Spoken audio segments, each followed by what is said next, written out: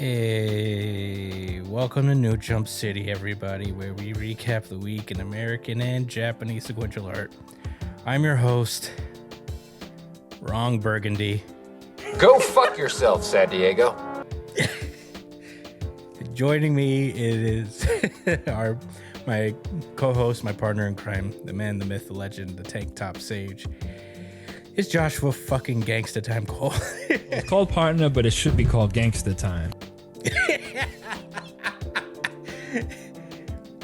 Also joining me is our producer, edgelord, the big news, Brian. なんというビッグニュース Sup, nerds? You know. Oh, you know what's up.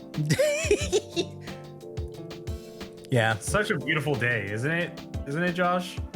Isn't this such a beautiful day?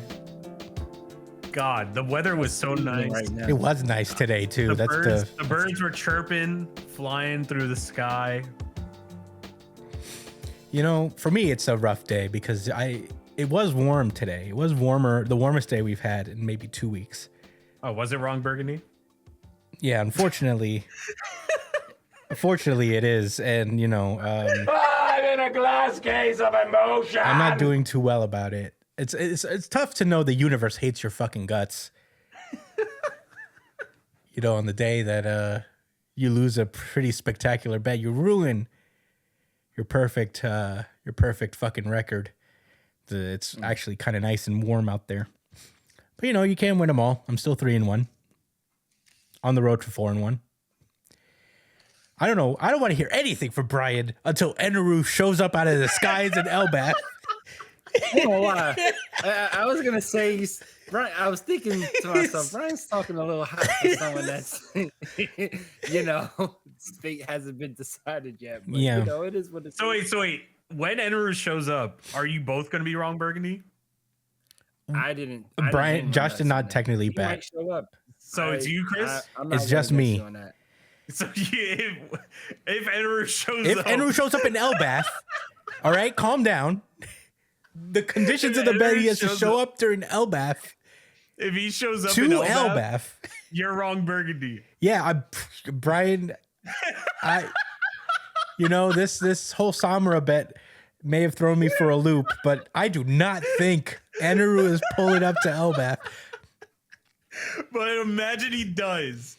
But If he does, Josh is the host from now on. You'll never see me again. That's a loss you can't come back from. No, that's He like comes back- unbounce backable. He shows up next week.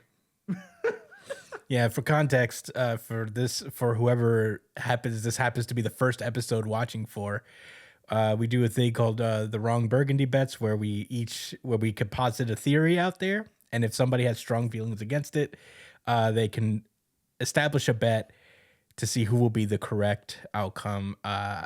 I'm pretty good at these. Usually, I was 3-0 before this. That's fair. Josh, this is Josh's first W, by the way. Puts me at 500. Yeah, he's a 1-1. Brian hasn't won one yet. I think he's 0-1 as well. And he's on the way to 0-2. But Oh, you better pray to God that Eneru doesn't show up. I'm so sure that he's not going to show up. It's crazy. Watch, my boy's gonna pull up literally last chapter, last page of the arc. Bro, here's the thing. Here's what's going to happen. Okay, so basically, just to finish off, I lost a bet in our Kagurabachi bet. I'll explain more when we get to it, but I lost the bet, and now I must be known as Wrong Burgundy for the remainder of this episode. But yes, the only way I could possibly be wrong is that Emu gets so upset that they're losing on Elbath that she calls onto Uranus, not mine, yours. And it's revealed right then and there that the Uranus is the Arc Maxim, and it's been Eneru the whole time. That's the only way that it could work. And she brings Eneru upon them.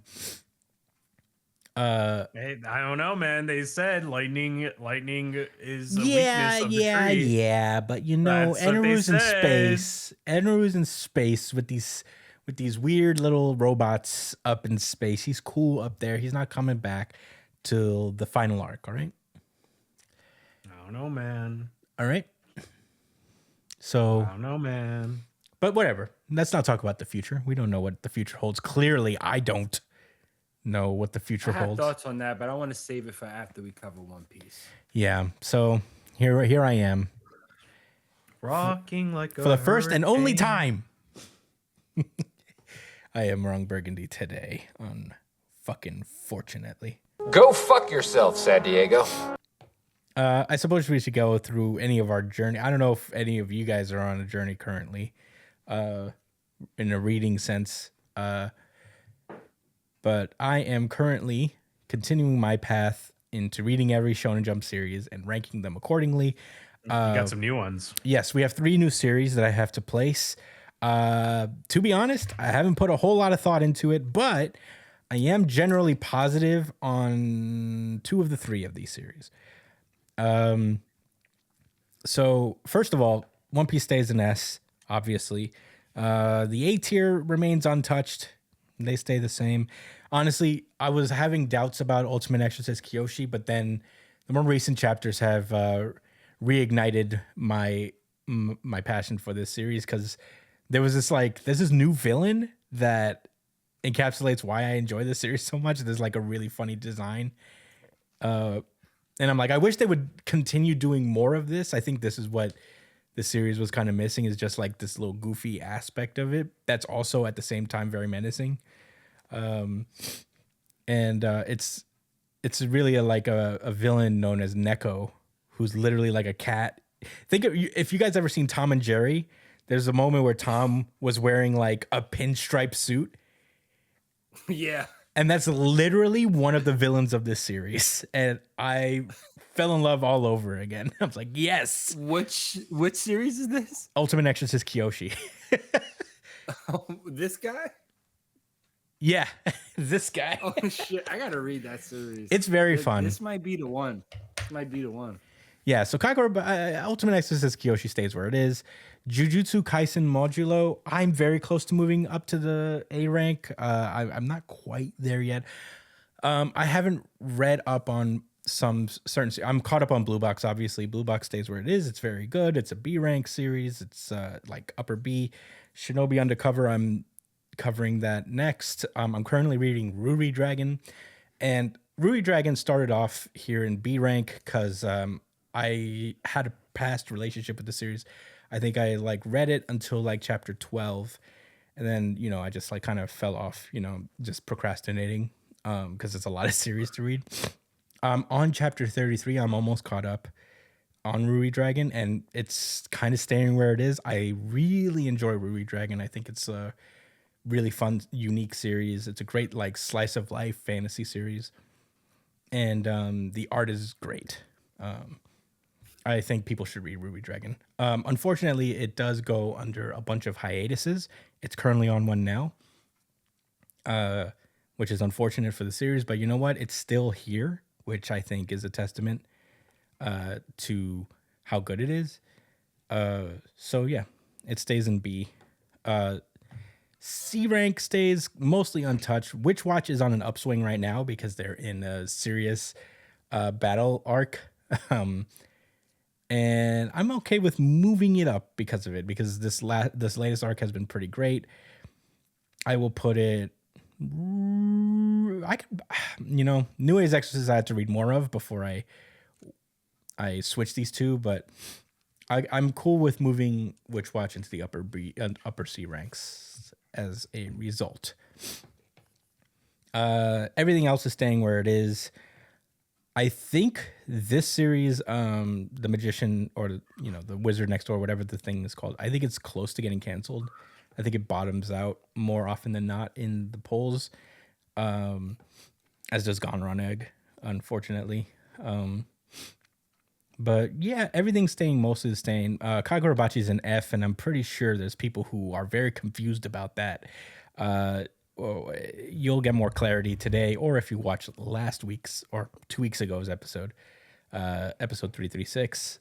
And It's really unfortunate. it's unfortunate because Kagurabachi is peak, but it has stepped against me, and thus it has purposefully conspired against me. So yeah, I had to do something, but you know, we'll talk about it more when we get to it. So we have 3 new series that have come out recently. The first of which was Under Doctor. I was pleasantly surprised by this series. Honestly, I didn't know what to expect about it.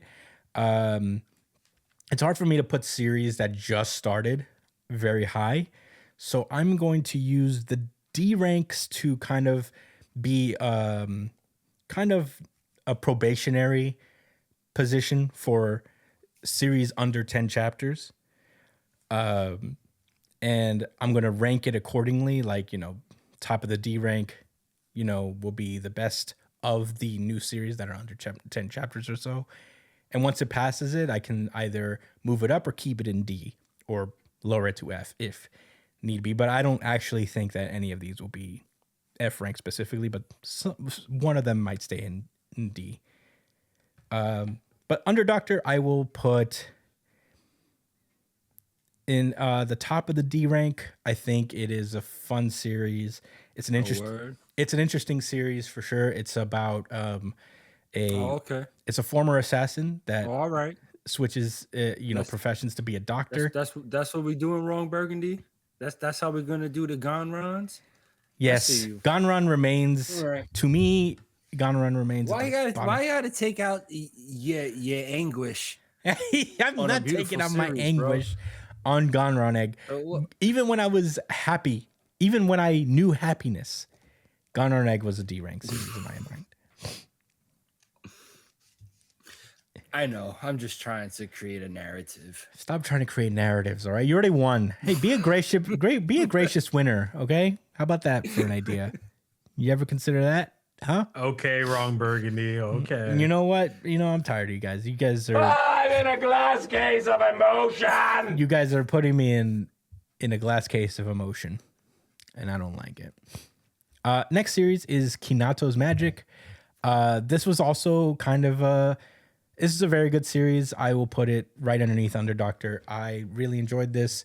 It is a little, it could be like potentially a little generic.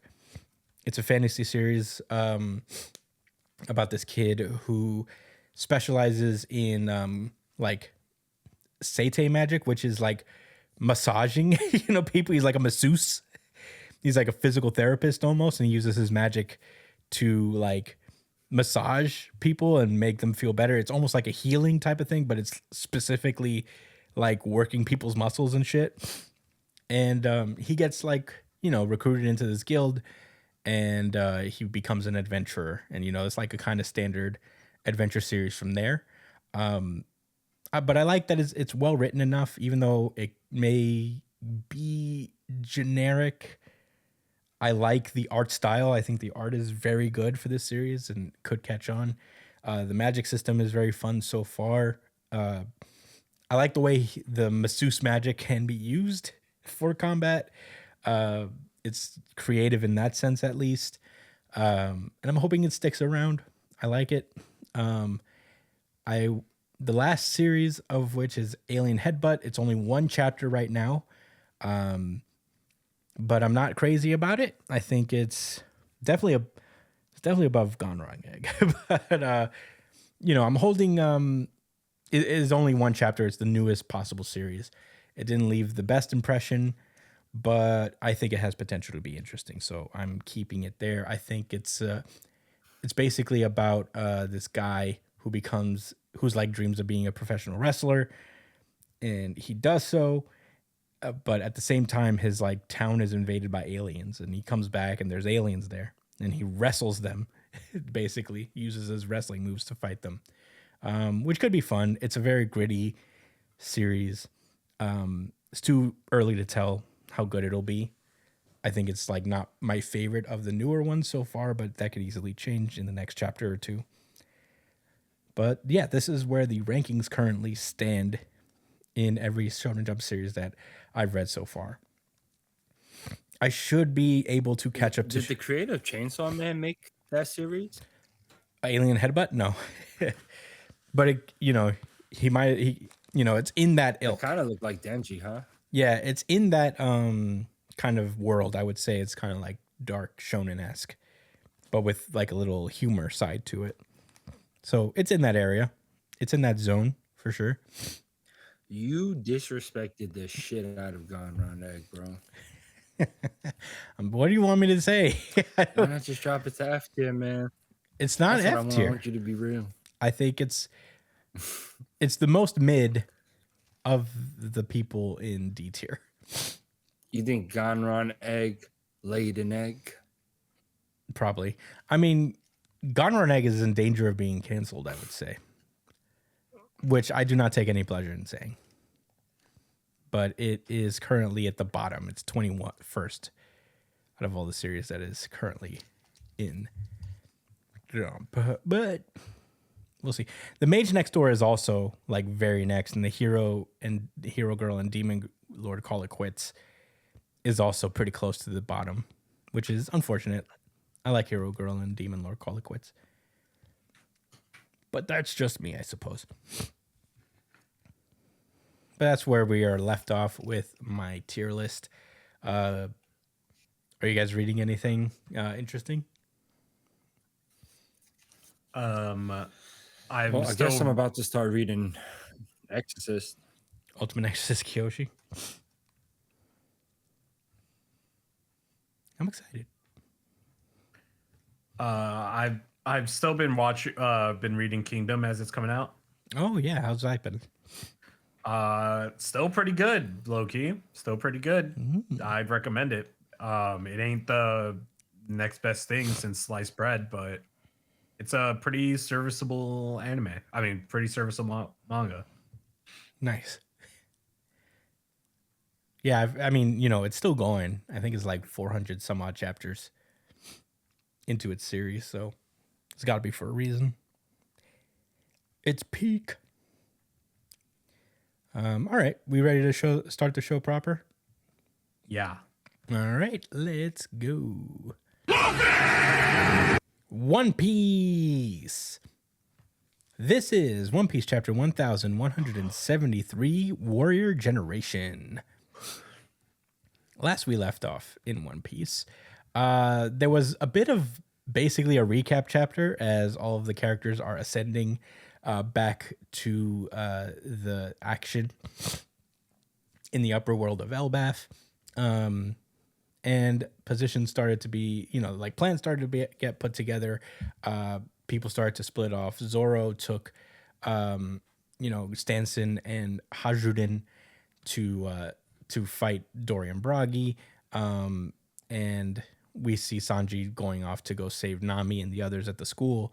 And we do find out that Brook has since left the other people that he was captive with, the other Straw Hats that he was captive with.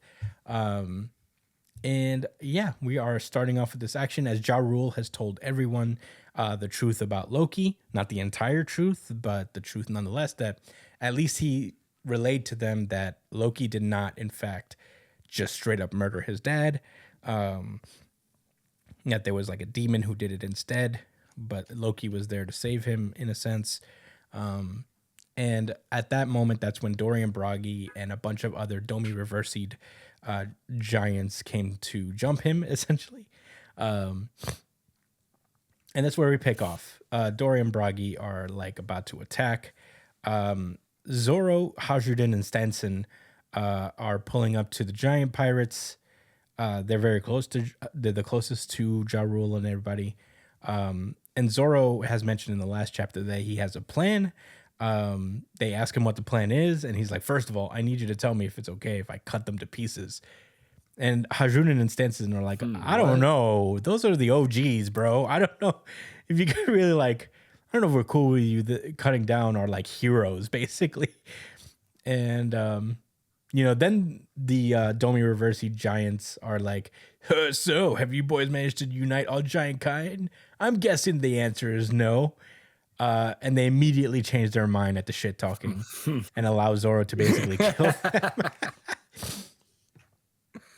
So Zoro pulls up and he pulls a Levi from Attack on Titan in that one season where like he's about to cut all the Titans He's like falling into a pool of like just titans. And he uses his secret art, Crossing of the Six Paths, to cut like 8 giants. And that's when Dory and Bragi take notice of him, and Zoro quick dodges them, allowing both Dory and Bragi to do damage upon each other instead. So that's not cool. They're like in pain right now. Meanwhile, we see that Brook is slinking away while being wrapped up by Gunko's arrows, and he finally catches up to Gunko Emu. And he starts shouting out, he's like, Princess Shuri, is that you? And, Brook is like, no, of course not. You can't be her. She'd be 80 years old if it was her, but you must be a blood relative. Oh, well, that solves Yeah. a lot of questions we have. Yeah, definitely. He's like, We had a whole thing about that. yeah, we were like, well, but wouldn't she be like 80?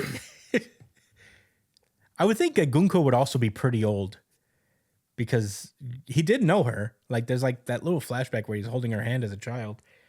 And Brook disappeared into the Florian Triangle for like 50 years. So I would figure that Gunko would also be pretty old. But maybe she has like that covenant that maybe it stops her. I don't know, man. I'm not even going to think about it anymore. Maybe she's a granddaughter. I don't know. In any case, Brooke starts shouting out to her, is like, it aligns perfectly. I never wanted to think of you for the rest of my life. Not the father-killing princess. The life you stole away belonged to the man I owe everything to. And that was like a twist. It was like, oh, he does not like her. I thought he would be like, oh my God, I gotta save you. It's like, no, fuck you. You killed my friend. He has something to say. Yeah. And it's at that moment, Gunko's memories start to overwhelm Imu's control. And in that split second where Gunko regains control, she loosens the arrows, allowing Brook to escape. And eventually Imu is able to take control back and start attacking Brook. And Brook actually manages to block an attack from Imu. Brook is now officially the very first Straw Hat to fight Imu in one sense. So that's sick. We also see the effects of Gunko's temporary regain of control has also loosened the other arrows that have been constraining the other Straw Hats. So Usopp, Jinbei, Nami, and Robin to some degree are free of Gunko's arrows, although Robin is still being held by Summers' thorns. Speaking of Summers, we see that he is currently guiding the giant children over to a boat, and they're like, ha ha ha, you're almost captured. You see that boat? That's going to take you to our land, and you'll never see your homeland again. It's at that moment that the team Save the Kids giants are pulling up, comprised of Ripley and Oimo, who's a grandfather, apparently. I didn't know this about Oimo. But they are intercepted by the Sleep Tids, the Nika Sleep Tid, who's known as the god of destruction by the children, which is interesting. But the warrior generation pirates are not scared about it. He's like, you call that Nika? Don't play games with us. We are the warrior generation. And they managed to slash the Nika Sleep Tid. And as it continues to attack, we see that Bodied him. Yeah. We see that the new giant pirates pull up behind them. That's Rodo, Goldberg, and what's her name? Gerd. They all pull up, and they pull off their own version of the Hakoku sovereignty, which is now the Gokoku sovereignty, and they blast a hole straight through evil Nika's guts paws. And as it starts to fall on Summers creates a giant thorn mace and knocks the Sleep Tid Nika aside, but it ends up destroying the ship he was supposed to use to take the kids to Marijua. So that was a fucking setback and a half for them. Oh yeah. This is not good for the Holy Knights, and that is in fact where the chapter ends. Josh, what did you think about One Piece chapter 1173? Feels good to talk about One Piece again. Feels like it's been a long time Oh yeah. on the pod. But I don't know what to say. I was really shocked about Brook. What is that noise? Sorry, guys. I think that's the tree branch rocking against the ledge. Oh, okay. That just sounded wicked. Sorry. No, yeah, I was really surprised about Brooke actually finding her like, antagonizing or whatever, which is a lot more interesting in all honesty. I wonder if we'll get some. Imagine a second flashback. Do they do that in arcs? Is Oda No. is that a thing? No, I don't think there's been 2 flashbacks. Well, actually, I'm lying. Whole Cake had Sanji and Big Mom. Bang, bang, bang, bang. You're right. So there's a precedent set. Am I right? You right? But you're wrong, Burgundy, today. Go fuck yourself, San Diego. That's all right. Yeah, I don't know. I thought it was really fucking cool that the Giants they had their own version of Ikaku sovereignty. The new giant pirates, they're gonna be all right, man. They're gonna be all right. And then not Gerd. This guy pulled up to help with the attack. Orodo. Orodo. Sounds like weirdo. Anyway. Man, it was satisfying. Summer, they was winning. They was winning too easy. They was like, them niggas was wilding. They was wilding for respect, and they needed some kind of setback, and this was perfect. Bro, not knocked back and broke the whole entire ship. Now he's gonna have to walk the kids all the way to the sealed curse mark. Oh yeah, that is the only other The option. pentagram. Yeah. Shout out to Orochimaru. Yeah. So he'd love that pentagram shit. I know he would. Pentagram. Yeah. He I would. wish I had thought of that. Slither. Bite child on the neck. Yeah, that's his thing. Yeah. It was a cool chapter. All right, Brian, what were your thoughts? Pretty all right chapter. Did you guys see that the Dorian Broggy panel when they were fighting each other is a callback to Little Garden? Yep. It was like the first 2-page spread where they were like fighting each other and they clashed shield and sword. Except now they're so strong that they're just literally cutting through their shit. Yeah. It's also, they're like undying monsters, so they can do that shit. So does this mean that the Princess Shuri that we like the Gunko that we saw in Rox's flashback was this Princess Shuri? Yeah. Makes sense. I think that would have happened in enough time. Shuri would have been an adult. See, that's the timing of the thing, is that Brooke is 90, I believe, at this point. So it's possible that he was around.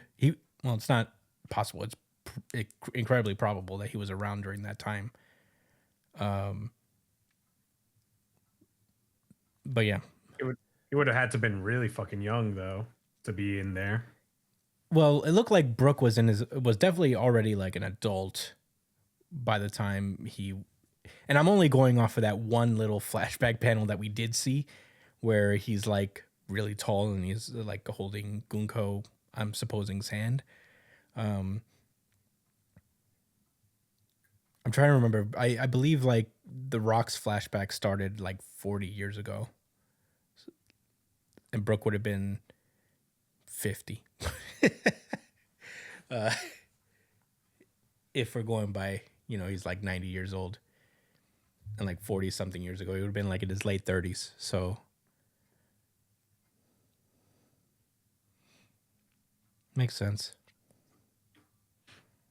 But it was cool seeing Zoro have a little moment here. Now that Usopp is free, maybe he'll finally get his Elbaf moment. Who knows? Yeah, everybody's slandering Usopp these days. It's just strange what Oda decides to do. Like if Usopp doesn't get a moment in this arc, this is like strike two for Oda. Because Wano wasn't really like, people were going into Wano like, oh, this could be Zoro's arc. This is fucking thing. He had notable moments, but there was nothing really that like tied Zoro specifically to Wano in like an overt way. It's just like, a lot of information in passing when it comes to Zoro and Wano. And I just hope that they don't do the same thing with Usopp here. This is literally his, like, this should be his arc. Like, we gave Sanji Whole Cake Island, and he got a lot of respect there. Why not just give it to Usopp? He got a power up? He got power up. He had like, his flashback, his official first flashback. We finally get to learn. It's a second flashback, Sanji's, technically. but this is like his whole story, like like from birth till the first time we saw him, right? Yeah, I don't know. So I don't know. Yeah, If Usopp doesn't get something, I'm gonna be super, super, super disappointed. yeah. Josh, you were gonna say something, or? Yeah, I was gonna say that I'm not. I'll be honest. I hear it from people, especially like the agenda piece, and I think there's like people are being really honest there. I don't think they're like trolling. I think they're dead ass. Yeah, they really want to see some feats from Usopp, and I had mixed feelings about it, which is the vague way to put it, but honestly, I'm just not interested in those kind of things anymore when I read One Piece and even a few other stories. I'm not going to say that other people feeling that way is nonsense. Just letting you guys know how I feel about it. I don't need to see Usopp defeat anybody. I do want to see him be himself and be really useful and maybe learn something new about himself. I do. I want to see him. I want to see him do something big. It just doesn't need to be in the form of combat. You know what I'm saying? I thought that one thing he did in Dressrosa was brilliant. And that carried him for a while for me.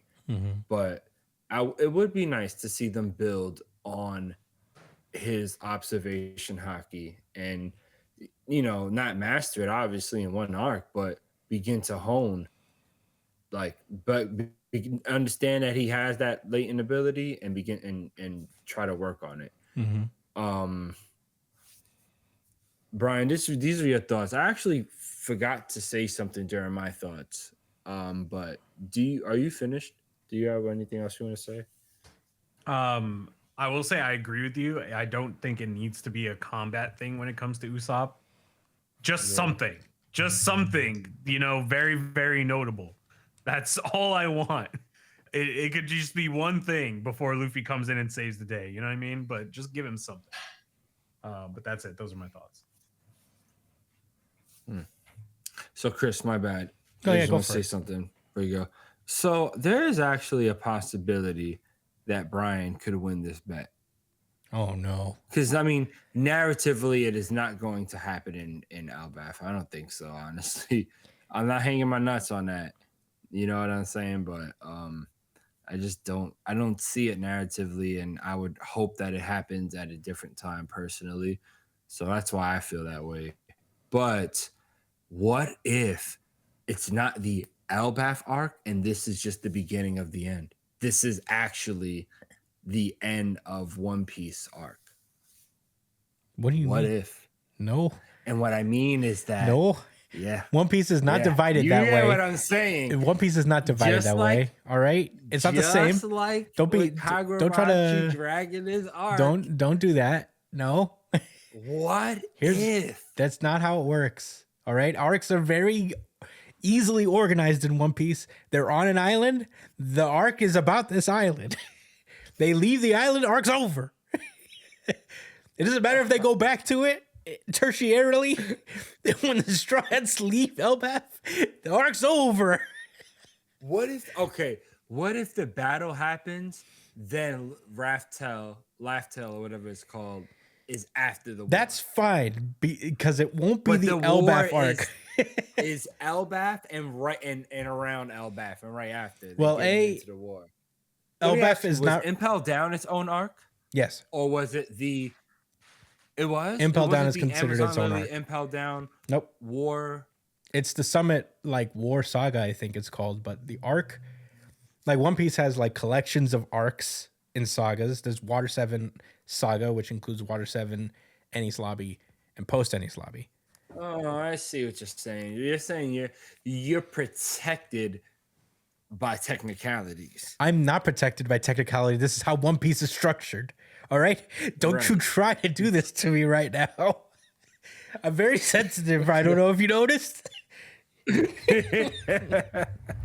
think we need another giraffe. Mr. Burgundy.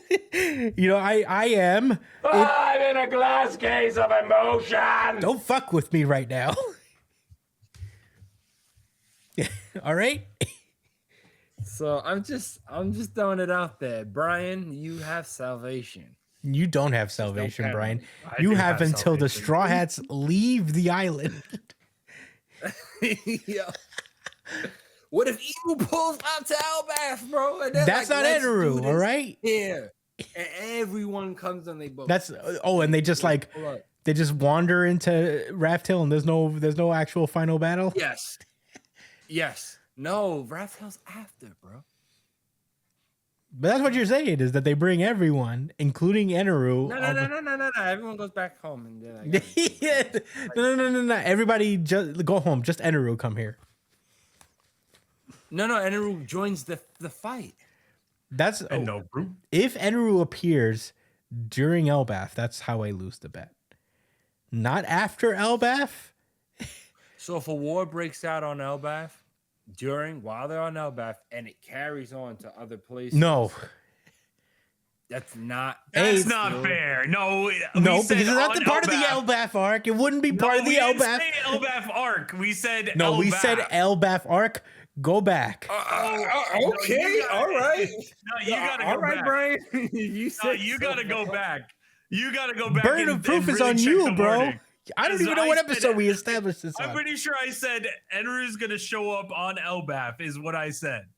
You did say that. You're right. I didn't say in the I Elbaf tried to arc. save you. No. I tried. Okay, I'm gonna find it. I'm gonna find the episode. Don't Yeah, fucking you find fuck the with me, all wording, right? I'm gonna pal. find the episode. You find the wording wrong, Burgundy. You I do will. that. I will. God damn it! I'm in a glass case of emotion. I can't believe you guys are trying to weasel in a new win. Now I Brian's said- standing firm. I smell blood in the water. Yeah. Okay. I sense fear. Yeah. Okay. So gods do bleed. They do. I'm bleeding right now. Whatever. Is it whatever? What is that? All you wanted to say, Josh? Is that all you wanted to Yeah. do? Is grind my gears? That's it. Well, that specifically, but yeah, Okay. that's all I wanted to say. Well, in that case, I suppose I'll say my thoughts, however wrong they may be. No, about the Usopp slander, I'm very wary to like label arcs, X's arc, Y's arc, whatever. It wasn't really all about that in One Piece until Whole Cake Island. That's when we started expecting arcs to be centered around a specific Straw Hat in any particular capacity outside of the initial arc they were introduced in. Like the only arcs that really belong to them fully are the arcs that, they were introduced in. Whole Cake Island is like kind of an exception to the rule. In that we got special focus on Sanji. But like One Piece, one of the things that is good about One Piece is that it's very, like, Oda's very good at like giving everybody time during an arc. I don't know why people I guess like the only thing that would tie Zoro to Wano is obviously he has like family connection there, but there was also like it's the sword arc. Obviously, the sword guy is going to be extremely important to this, and you know, like I don't like try to put those expectations on One Piece because it's never really been about that. It's like Water 7 and Enies Lobby. It wasn't like Robin's arc. It was a mixture of everybody's arc. You know, everybody got character development during those times. And just because like one person got a flashback in particular, it doesn't mean that the entire arc's about them. You know, because Usopp is an equally, well, near equal large part of Water 7 and Enies Lobby. So is Luffy. So like those are the core three. And also Frankie, you know? Whose arc was Water 7's? Whose arc was, you know, Enies Lobby, you know? I don't really put that on Usopp. I know that Usopp has like a particular you know, this is Usopp's arc because Usopp is very what's the word I'm looking for? He's very linked to Elbaf because of his enthusiasm for the Giant's Way, and his desire to be a brave warrior of the sea. Mm-hmm. I don't think we'll leave this island without Usopp contributing something. I think there's like a limit to even me saying that, well, Usopp can't be a non-factor. But I don't think Usopp's going to suddenly like jump up in power to a substantial degree. The only way I can see that possibly happening is the one theory I can kind of get behind is that Usopp gains Ragnir and is able to control it somehow. Whoa. That's one theory I've seen posited is that like Usopp inherits Ragnir for some reason. Or because of the hammers that he used to use? Yeah. People connect the hammers that he used to use. And it's like one of those lies that Usopp tells that comes true. That's one that I can thematically see happening with Usopp. But, you know, I think Usopp will contribute in the way he always does. In doing something very silly or, you know, like falling into something that inadvertently helps everybody, you know, even as he's intentionally trying to help everybody, he'll like stumble into something that is extremely significant. Because I think that's Oda's way. You can't expect Usopp to make these huge jumps because then his arc is over. You know? None of the Straw Hats can really be complete until the end. There's nowhere to go with Usopp if he's all of a sudden like on the level of Zoro and Sanji and Luffy. You know what I mean? Yeah, but nobody's asking for that. I know, but you know, like they are a little bit. You know? I think like I'm not asking for I know you're not asking for it, but I think like the large contingent might be. Yeah, I don't need Usopp to be a large contributor to combat style. If he does, you know, if he contributes in a similar way he did in Dressrosa, that's also enough for me. Because without him, you know, Luffy and Law are forgotten and they become toys. And that's like people underestimate the amount of contribution that was. He literally saved everybody from forgetting who Luffy and Law are. Yeah. You know. So I don't know. I think I guess I'm like more talking to the more, I guess, extreme sense of the fan base, but I don't think this is Usopp's arc necessarily. You know, it's everybody's arc, and Usopp could have a special focus at some point, and I think he's gonna get it. But Robin's had a focus. Yeah, Robin's had a focus. Saul's back. The library aspect and Saul. Mm-hmm. He's spreading the love, you know. Usopp gonna have his moment. Everybody, Oda he had always his spreads moments the in love. previous arcs too. Mm-hmm. It's not like he hasn't been doing anything. But the thing is, Usopp has special ties to Elbaf. I agree, but he's like not from there, you know. Like he's just he's a not from fanboy. there, but like it's been mentioned so many times how much Elbaf or giants in general are like, you know, connected to him in a way. Yeah, but he hasn't forgotten that. You know, you've seen him now, and I think captain like is their yeah, sun but that's guy. not the point, right? Like, yeah, sure, like it could be as simple as he really likes giants and there doesn't have to be anything else more to it, right? But from a narrative perspective, that would be lackluster to let that slide, to let that go. I don't think he will. I think people are overreacting. Yeah, no. Just 'cause If it's not something happening? happens, literally anything of significance happens, that would be awesome. That's We'll all see. that I want. We'll But see. if nothing of significance happens and there's not like a nice Elbaf moment for Usopp, I'm gonna be disappointed. Like there's nothing. No, I mean, that I'd be Oda can surprised. do to make me not disappointed in that. You know what I mean? Yeah. Um, Yeah, I don't think So- Oda's forgotten. I mean, we've seen Usopp even last chapter. You know, after like the Giants, like you know, resolve to fight this menace and telling Emu to go fuck himself, and that like you know Elbaf is always going to be an enemy of the world government. Usopp was like, yeah, that's the Elbaf I love, and you know I feel like this is what's going to motivate him. It's going to like fire him up to do something, and I think he will. I mean, I don't know. People have forgotten they're reading One Piece for some reason. That like Oda is not like Toriyama where he puts it all on Goku, and he's like Goku's just gonna come up and wash everybody, and that's the end of the story. You know, I don't know. I have faith. It's also not Bleach, where like just at every other turn and fight and character is just a altercation of show you my next cool move I've been working on, or whatever. You know what I mean? Like, and I'm not. And again, I ain't saying that you saying that, Brian. Obviously, you know that.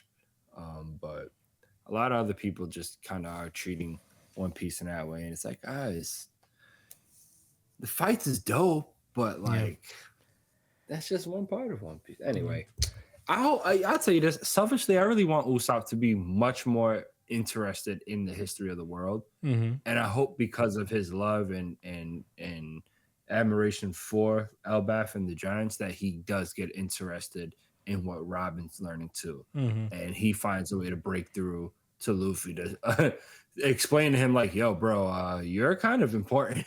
Yeah, We need to think about this and talk about this. yeah, Because he's a smart guy too. You know what I mean? I want to kind of see him step up in that way. Because there's no fight they're going to have where at the end Usopp is a brave warrior, actually, right? It's that, and he's never cowardly. He's going to probably run into his dad and he's going to say, actually, you're a brave warrior because you're scared and you fight it anyway. You know how that goes. That's not what courage is, right? Yeah. Captain America shit. That's how it's going to end for him. So I don't think there's going to be that fight that makes him like, yeah, respect my shit. Let's go get it popping. No, he's not going to be like, he's going to act that way, but it's still going to be scary as hell. You know what I mean? So I don't know. I wonder I know what people want. I guess that's what I want to. I want to see him do something significant. I agree. To the story. I will say yes. I would like also to see Usopp do something here significant. But I'm also I feel like on the optimistic side that he will. You know, I wouldn't put a wrong burgundy bet on it. I'm pretty sensitive about it right now, but you know, I think he will. I think people need to chill. This is One Piece. It's 1,100 chapters for a reason. I don't know. One thing I also forgot to mention is that Sanji met up with Nami's group. It's literally like a panel. It's one of those things about One Piece these days where like everything's kind of shoved together for the sake of brevity. It's kind of a bummer, but you know, it's still a great series and it's still obviously in my S tier and it's never going to change. One Piece is my favorite thing ever. But man, you know, if only Oda was immortal, you know, and could like really just take his time, you know. But I also get it. It is just a function of the story at this point that everything's kind of jammed together. I feel like the moment where Dory and Broggy clash, if it happened earlier in the series, it would have been a much bigger page. It wouldn't have just been a panel. It would have been like the top half of the page entirely. I see what you mean. But you know, Oda's got to get a lot of story, as much story as possible into every chapter. It's a fine line. I feel like he has to walk these days, where he has to not rush it, but he also has to jam as much information as he can in every. Yeah, he has less room for just just doing stuff for the sake of it. Yeah, stretching his legs artistically. Yeah, it's very optimal. Yeah, that's a good way to Optimal put it. One Piece. But those are all my thoughts. Does anybody else have anything to say? No. Gunko's gonna get punished severely. Yeah, our Ice King Brook is on him. No, I meant by Emu actually, but hopefully Emu saves Gunko. I guess I don't know. I don't know either. Looks like it's bad on both sides for Shorty. Oh yeah. That's all I'm gonna say. Yeah. All right. Let's move onward. Tell that pussycat girl me know what. Sakamoto Days. This is Sakamoto Days, chapter 247 on me. Last we left off, we caught up with Oki and Nagumo in their battle. They ended up landing in this casino where they're continuing their fight. Lots of action, just really cool shit. I'm not gonna like narrate all of it because we got a lot to go on, but among the cooler moves, Nagumo manages to disguise himself among the patrons of the casino and pull off a sneak attack, but Oki is not impressed. And he starts like dog walking Oki essentially, Nagumo essentially. Nagumo pulls off this smoke screen, invisible blade move where he tries to catch him dirty with this invisible blade, but Oki manages to catch it and be like, I may not be able to see the blade, but I can counter just by watching your hands. And Oki lands what is a decisive blow on Nagumo. But as Nagumo is facing the blade for the final time, he remembers Sakamoto, just like looking at him like, is that all you got? And he gets tight, just thinking about the idea of Sakamoto looking down on him. He blocks the blade with his bare wrist. He attempts to go after Oki. And they have this crazy like 2-page spread clash where Oki thinks he has a weapon, so he tries to counter it with that, but Oki actually punches him with his bare fist, and he punches him so hard and knocks him back into the wall, where a fracture of the broken invisible blade was just stuck on the wall, and he gets impaled on it, essentially. And with that, Nagumo ends up winning. He's like, wow, looks like you can't get your hands dirty after all. And Nagumo's like, yeah, I'm slick like that. He gets the receipt. That was funny. Yeah, I'm slick like that. And he pulls out the receipt for the coffee that they got at the beginning of the fight. And he says, get me back later for the coffee. And then all of a sudden, Oki is behind him and he grabs his shoulder. And Nagumo's like, oh shit, he can still move around with a wound like that. But Oki grabs the receipt and he's like, I ain't letting my subordinate pay. And he falls to the ground, probably dead, but it doesn't seem that way. As Nagumo says, get some rest, Mr. Oki. And that's where the chapter ends with Nagumo as the winner. Josh, what did you think about Sakamoto Days, chapter 247? I actually really liked this chapter and was I remember we were talking about like the resolution to this fight. He's like, wait, remember that was happening? That you know what it is? Oki has presence. And it's so weird because like I guess it makes sense. He was the boss of the JA basically, right? Is that I think he was their like boss. He was their like upperclassman, I guess, like their boss, but not the boss of the JA. He wasn't like the head. He was like one of the now, big guys. Yeah. Ex's brother or something like that, right? He's dead. He got killed, yeah. Oh, they killed him already. Yeah. Oh shit. Well, well then there you go. Like I guess that kind of really like makes the point I wanted to make, which was that he kind of came out of nowhere, and you had to take him really seriously. And usually I'd be like annoyed by that in most series, but this dude was pretty dope. I like spear bearers, you know what I mean? Except for Waddle Dee. I hope they keep that motherfucker out of the Smash Bros. I don't want to see that. What? Really What's your beef with Waddle Dee? Because they want him, the spear version of him, in Smash Bros. Why is that bad? Oh yeah, because that's lame, in my opinion. Waddle Dee. Bandana D, that's his name. He has like a That's his bandana name? with a spear. He's a different Waddle Dee? Bandana D. He's Why? a Waddle Dee with a bandana and a fucking spear. Boo! I didn't understand. Boo. I didn't know you had this hatred for Trash. Bandana D. Waddle Dee Anyway, sounds way man. better than Bandana D. Those are the things that King DDD used to throw out. I know. Those There little was this like guys, B yeah. forward button, right? You just Yep. throw a Waddle Dee at you. Yeah, that used to be the best. They changed it though. Well, anyway, back to fucking Sakamoto Days. Yeah, this dude was cool, and I thought it was super sick that he he got up from death or whatever, like from him passing out. He was like, "Nah, I'm getting the fucking tab." Fuck outta here. And it just shows that grudges and pettiness is a power that usurps all. At the end of the day, except for collective action. The more you know, fellas. This is how cursed spirits are created.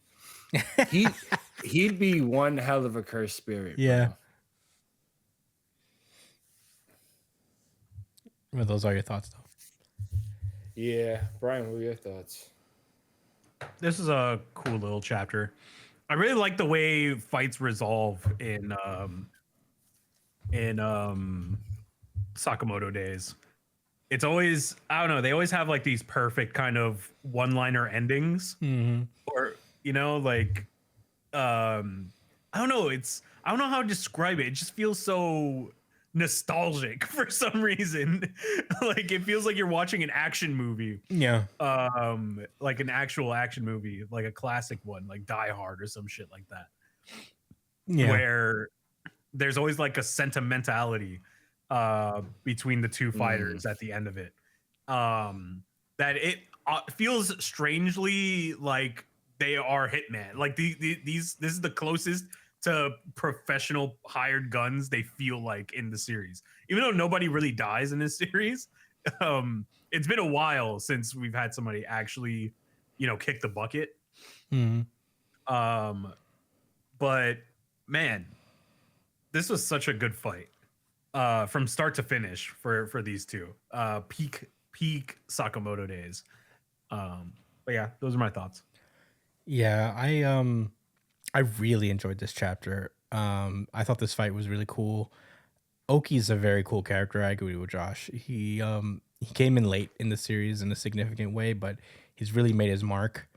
I always liked Nagumo's weapon. I always thought he had like the coolest weapon in the series, that like multi class weapon that he has. And it's cool to see him use it in a cool way. The impaling on the invisible blade, I didn't see coming. I thought it was really cool. It was a very smart way to end it. And I have a soft spot for like these hard-boiled shonen moments that, like Brian said, has like a cool one-liner and just like a cool stoic manly one-liner, and then they pass away or whatever. Is one of my favorite tropes, is just like a really cool hard-boiled moment in shonen. And I really enjoyed this. I'm excited to see what's next. I don't know. I don't think they're going to focus on X immediately. They still have a battle with Shin. That's probably what's next. And I think Boiled and the teacher guy, I forget his name right now, Kindaka, I think his name is.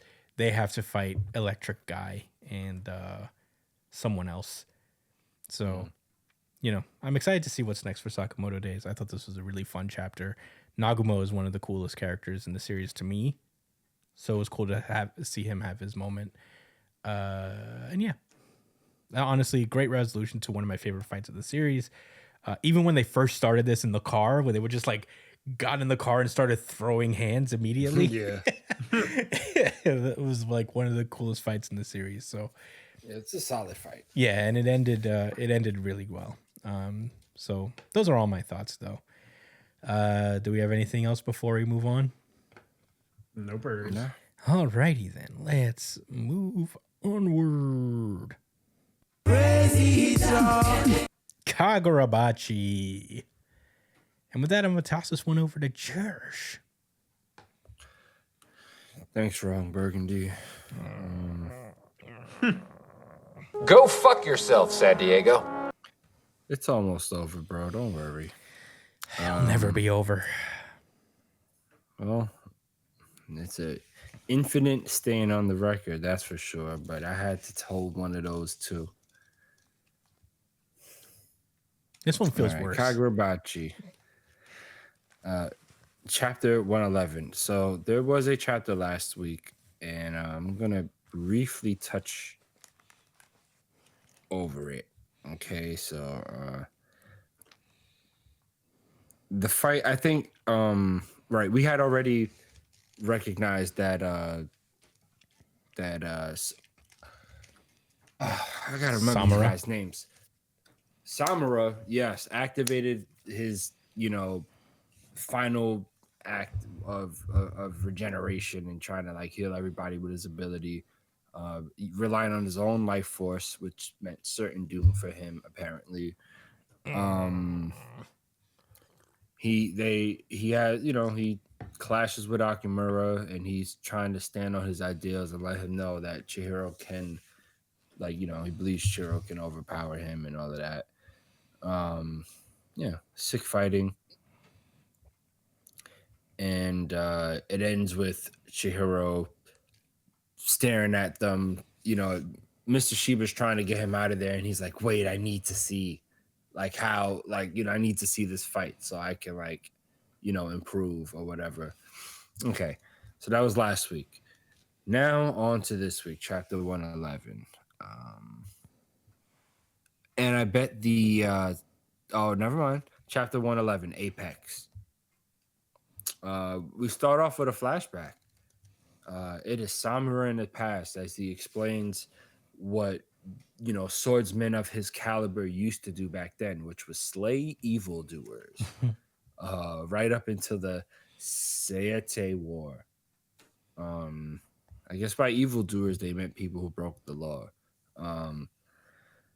Right, so his job was to kill them all, but eventually he runs into Akamura himself, the apex swordsman. Akamura recognizes him by his scars, clearly, because I guess he's the only madman that would slice his own eyes, and he heard the story.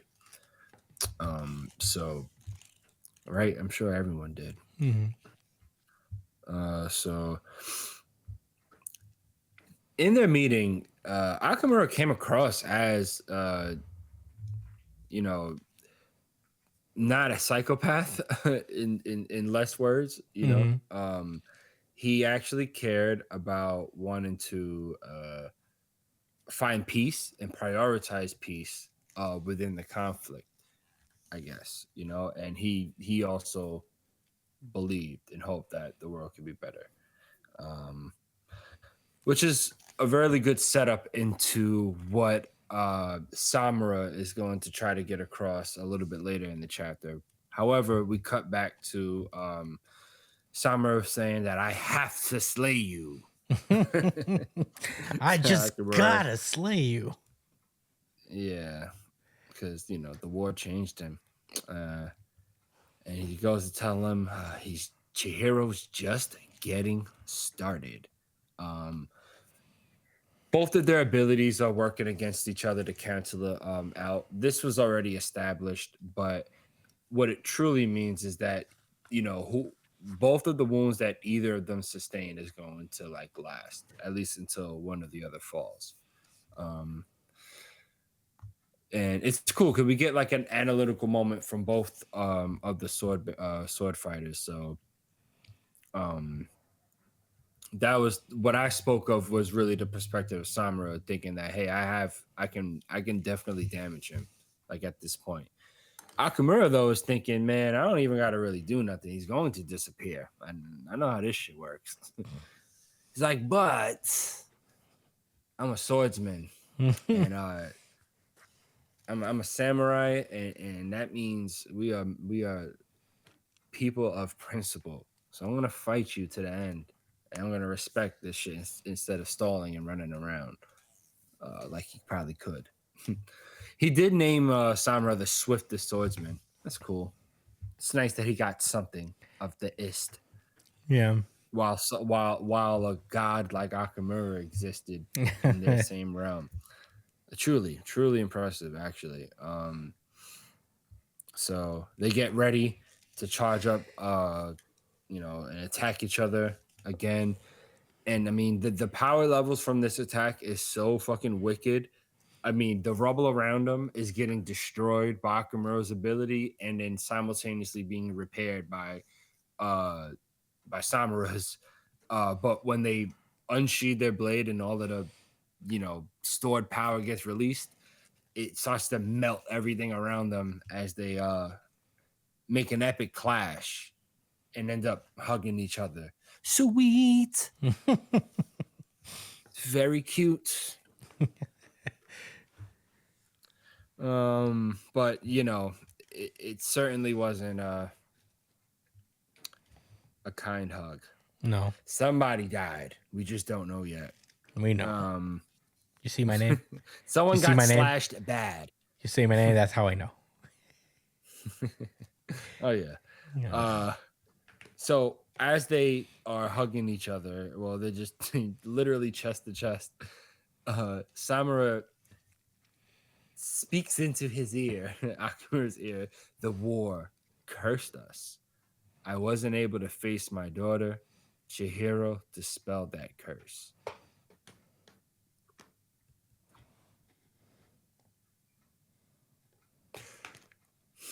I am not frozen. I just am taking a moment to collect myself. Bro's really like Because this was an emotional moment for more reasons than one. This guy is just bathing in this moment right now. No, because First this shit was victory. triggering. Let me just say it. Let me say what happens. So on one side of the page, we as they're like still close to each other, we see a long streak of blood streaking out behind Samura. I guess showing that he was the one that got cut. And boy did he, because on the next page, Samura has been slashed cleanly in half. Much like other people I know. Gojo. Oh, Jesus, come on, people.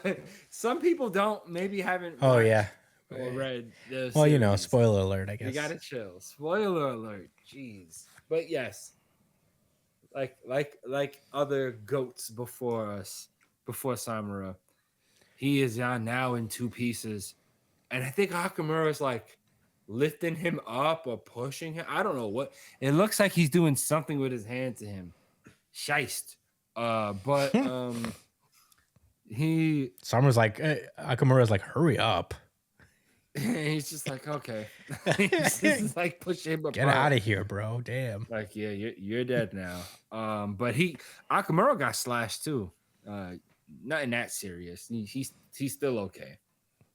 I like the little Spoiler face he alert. makes. It actually looks like it hurts. Yeah, he's like, ugh. Yeah. He's Oh, surprised. Damn. ow. As the top half of Samura is speaking to Akamura, as he says to him, so right after because remember, right after we seen he got cut in half, he said that Chihiro dispelled the curse that prevented him from being closer to his daughter. Akamura was like, "Is that so?" And then Samura replies, "He'll dispel yours too." Right in that moment, Mr. Shiba knows what time it is, and when before Akamura even looks back over to them, they teleport out. As Samura is starting to disappear for good, he thinks to himself what he said to his daughter, saying, "Can we talk about the future?" And he says, "I'm sorry, Iori. It's going to have to wait a bit." As we see a black feather floating towards where Iori is, and where the black feather drops, we see the Tobamune arrive on the ground right by her. Oh, he sent the Toby Mune to her? Yeah, that's what I was a little confused about. because I don't know if I guess he did, because it's not in amongst the rubble anymore. It's wherever this park thing is, this like walkway. Yeah, I think he sent it to her. Yeah, I think so too. Yeah, it turned into a Whatever. fucking feather and flew away. Yeah, yeah. Well, I guess we'll see for sure. But to wrap things up, Akamura compliments Shiba, and he's like, you think quickly, as he realizes that not only did he teleport Chihiro away, he also teleported a lot of people away in the headquarters.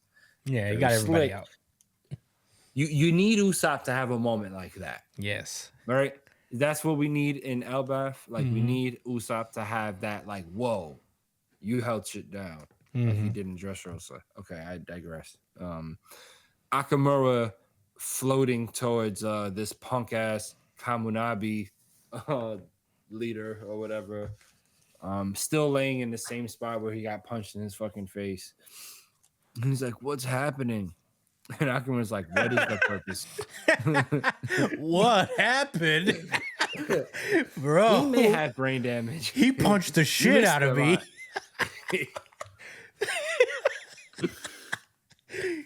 I think I have a fucking a concussion. What happened? Super concussion. Bro, he woke up and he was like, did we win? Legendary CTE. Yeah. Biblical CTE. Bro, if this series was funny, he would have periodic like memory loss for the rest of the series. Like Dory from Finding Nemo. That needs to be a thing. I want him to happen so bad. Like they give him orders, like Akamura will tell him to go do something, and he'll be like, yes, sir. Yes, sir. And then he'll just be standing Who are there, you? and Akamura's like,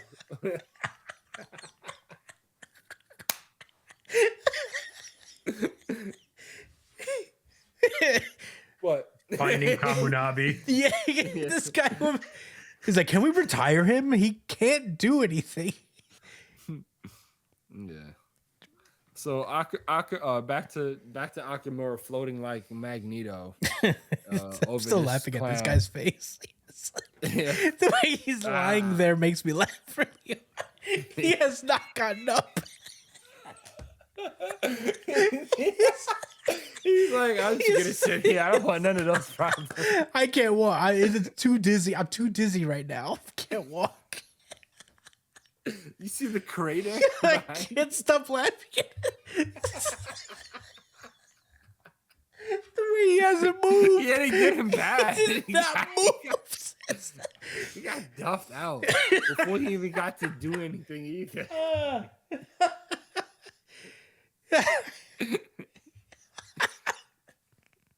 Nigga missed mad fights. Mad shit happened. Yo, he looks like the strongest guy in the Kamunabi, but he laid out immediately. Oh, shit. Man. Oh my god, that's so funny. Sorry, Josh. Yeah, because he turned traitor. He thought he helped Hishaku out. Mm-hmm. Yeah, that's got to be past panel of the week, probably. For real, honestly. Probably. And it's so small. He's just there in the corner. Akamura was telling him like, "Yo, bro, listen, like this shit is mine now, okay?" He said, like, "You got it." Since this country is its citizens, I will eliminate every threat to our citizens. But first, I need to tidy up a few bothersome loose ends. You know, this body and the eternal contracts." As he thinks about Shiba, and he thinks about the piercing gaze that Chihiro gave him right before teleporting. I guess he did get catch a glimpse of him. Mm-hmm. Akamura, that shit didn't sit right with Akamura at all. He said, "Man, I should have chopped that nigga's head off." Had him feeling like Thor after that movie. Yeah, After you that should have fucking, gone for the head. Infinity War. It's like, damn, he knows Samura was right. He knows he didn't die in vain. Yeah, He knows the. I'm gonna stop. So, He's like, all right, reorganize the Kamunabi around me and the Magatsumi. Why not? I mean, I don't know why he had to say and the Magatsumi. I'm sure there's some significance to that. Yeah. I thought that was an unnecessary thing to say, though. Yeah. And You would think it perturbed goes me without so saying. much. Right? Yeah. I don't know if that was a translation thing. It truly did perturb me, and I knew I was going to bring this up.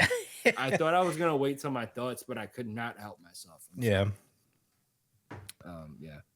So say we're gonna be busy. Handle this shit. Let me smack this shit out of you. It's like this corrupt world will know the power of the enchanted blades. And that's the end of the chapter. That's it. All right. Brian, what were your thoughts?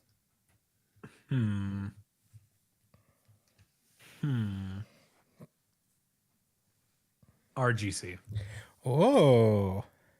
Certified RGC. Certified RGC. Certified RGC. Yeah, that's an RGC for me as well. Oh. Certified RGC. Certified RGC. Certified RGC. It's not an RGC for me, unfortunately. Yeah, I didn't think it was. Yeah, I didn't think so. So, I could be wrong. Go fuck yourself, San Diego. But I will say, man, Hokazono is so good at just throwing you for a loop. If we had Tell me about started it. this arc, if we had had this at the start of this arc with the whole fucking ninja squad or whatever, if you thought that, if you had accurately predicted that this arc would have ended up the way that it did, it would have been, you would have to be Nostradamus. Legit. Like, Josh definitely nobody predicted it. God damn it. Nobody could have predicted how this arc could have turned out, like from start to where it ended up. Like the Kaminabi headquarters was not even like in my fucking thought process at the beginning of this arc. The sword master wasn't even a fucking thought bubble in my head. I know, right? At the beginning of this arc. So for it to like spin out of control so fucking fast and so insanely, like the series is never going to be the same again. The last normal-ish world that we had for Kagurabachi was the Raikuzaichi arc, right? That was the previous one. Yeah. Yes. That was the last Technically, yes. time everything was normal. After that, this arc literally changed the series for good. Like there's no going back from this. Now it's literally a completely different world that we're in.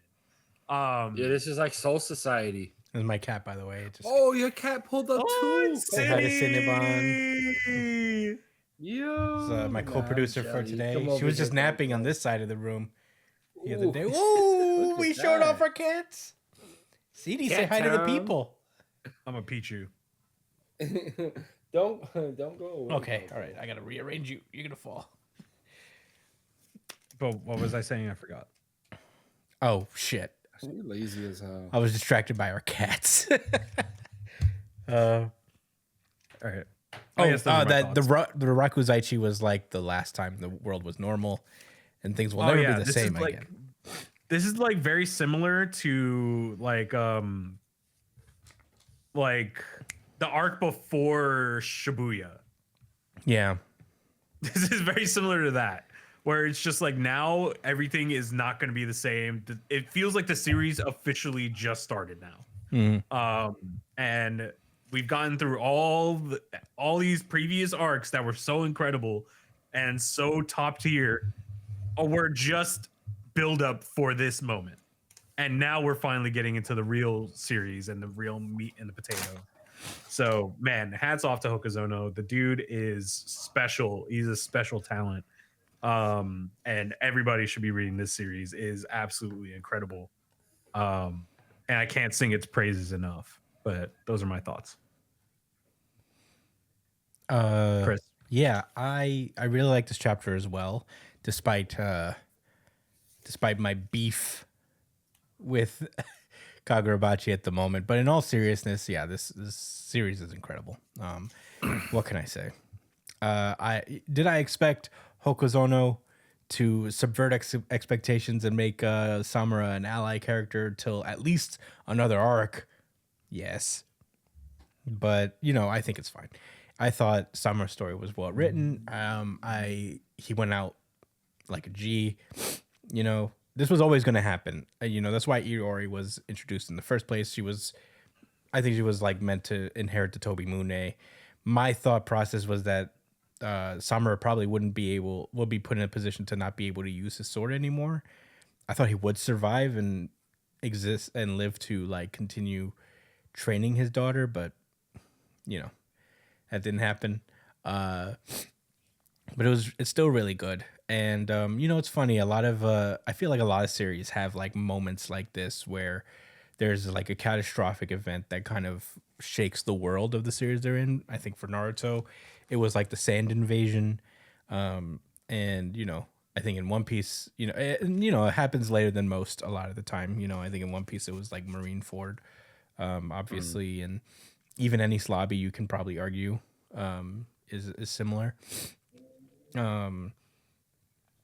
But yeah, this is just Kagurabachi's, and it happens at a good time. I'm excited to see what happens next week because we still have to meet two swords masters.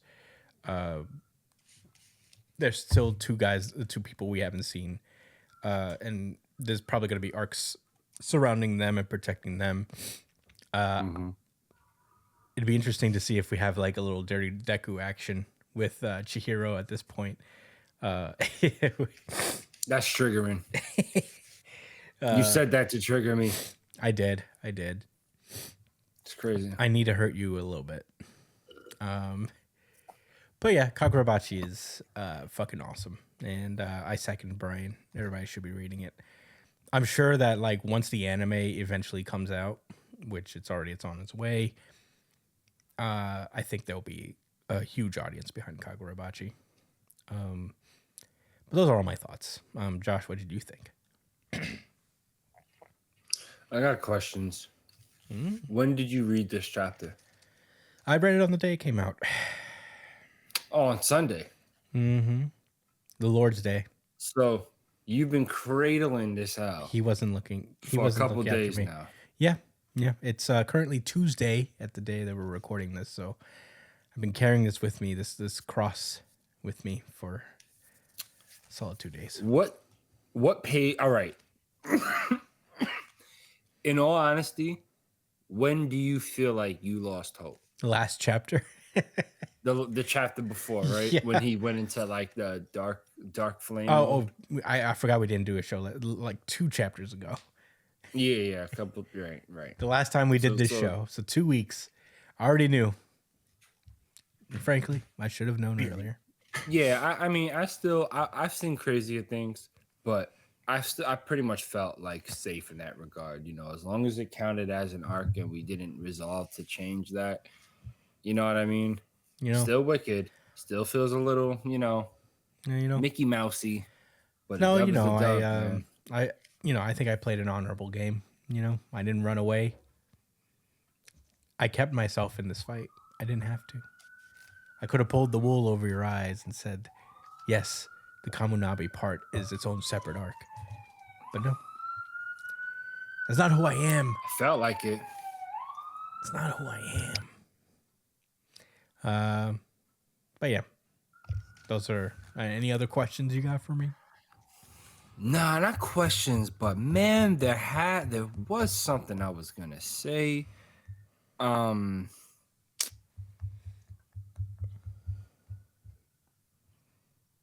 No. That's it. All right. Epic chapter. Yeah. I didn't. They didn't have to do him like that, though. They didn't have to let him be cut in half. I'm sorry. They didn't have to do that. They didn't. Hokuzono, you an asshole. Hokuzono watches this show and he doesn't like me in particular. I don't know what I did. I've only ever championed his series. But here he is. drop kicking me. You couldn't wait an arc. You couldn't wait an arc to kill this guy off. We all knew he was gonna die at some point. I guess it's better than his head getting cut off. It's a little, Yeah. it's a little rough. Yeah. Well, do we have any other thoughts before we move on? No. All right. Let's move onward. The champ is here! I forgot. This is actually the wrong drop for this particular series. The world becomes my gun. World Trigger. This is World Trigger, Chapter 260, the Away Mission Test, Phase 2, Part 3. So last we left off with World Trigger. We are in the battle phase. It is ahead. It is moving full steam. Everybody's moving. There was an initial plan to rendezvous at the front lines and protect the frontline terminals. But that got thrown out the window when the A-rank agents started to move expeditiously towards the B-rank side of the field, literally throwing themselves at the B-rank agents using a Tryon soldier and throwing everyone for a loop. It was also explained that Betsuyaku had created these mounts for them to use, and Katori and Ikoma had taken it upon themselves to deliver the mounts to everybody, and that was the original plan as they all started to rendezvous. And this chapter starts out with an explanation as to why that was. We get to see that Suwa ordered Ikoma and Katori to go and drop off as many of these mounts as possible. We start this chapter off with Ikoma and Katori with Squad 5. They're explaining that the ones that are closing in are Tachikawa, Fuyushima, Kako, and Kazuma squads. The engineer team has already reached their Terminal 5, so it's not looking good. What's his face? I'm trying to remember his name. I don't know why I'm forgetting this guy's name. Trying to help. Kodera. Kodera commands everybody to wait, hold on, sorry. Yeah, everybody, Squad 3 he commands Squad 3 through 11 to make for the museum, where there's high visibility and little cover. And it's an advantageous situation for their snipers to come in and attack. So they all head for there as they see that Terminal 5 is largely getting taken out. We see that Osamu has stashed his supplies before they start moving. So, at that point, Terminal 5 has been destroyed by the two engineers, Michael Cronin and Rizzo. So the next move for them is that they're going to rendezvous with Kazuma. Squad 5 meets up with Squad 4 and 8, and of course Katori and Ikoma in the museum. And Squad 9 has also arrived at the museum. So there's a bunch of the B rankers already there. So Kodera hands off Azuma some power to command the squad, the members of the squads that are already at the museum, which is technically not against the rules because he is not the overall commander. He just can command the people that are immediately in his vicinity on behalf of Kodera. Because Nice workaround. yeah. So as the battle continues onward, they peep that Yuiga is getting closer. And Yuiga from A rank squad number 1, who's really weak, but like he's a Nepo baby that made his way onto the squad, into A rank squad number 1. He reveals that he can now use a Scudo, which are the physical shields that come out of the ground. And they're like, whoa, Yuiga could do that. And Azuma immediately figures out the situation. He's like, oh shit, they're going to use a Scudo as cover. And that's when... Real quick. Oh, yeah. I would like to add that Escudo takes a fuck ton of Tryon. Oh yeah. So Oh yeah. that's why it's pretty significant that Yuiga's doing it. Mm-hmm. So Yeah. it's very clear that he's purely going to be a util guy here. Yeah. He's they're not not expecting going to him to be do a anything. primary combatant of any kind. Yeah. So they're just using him as a little Escudo machine. Yeah.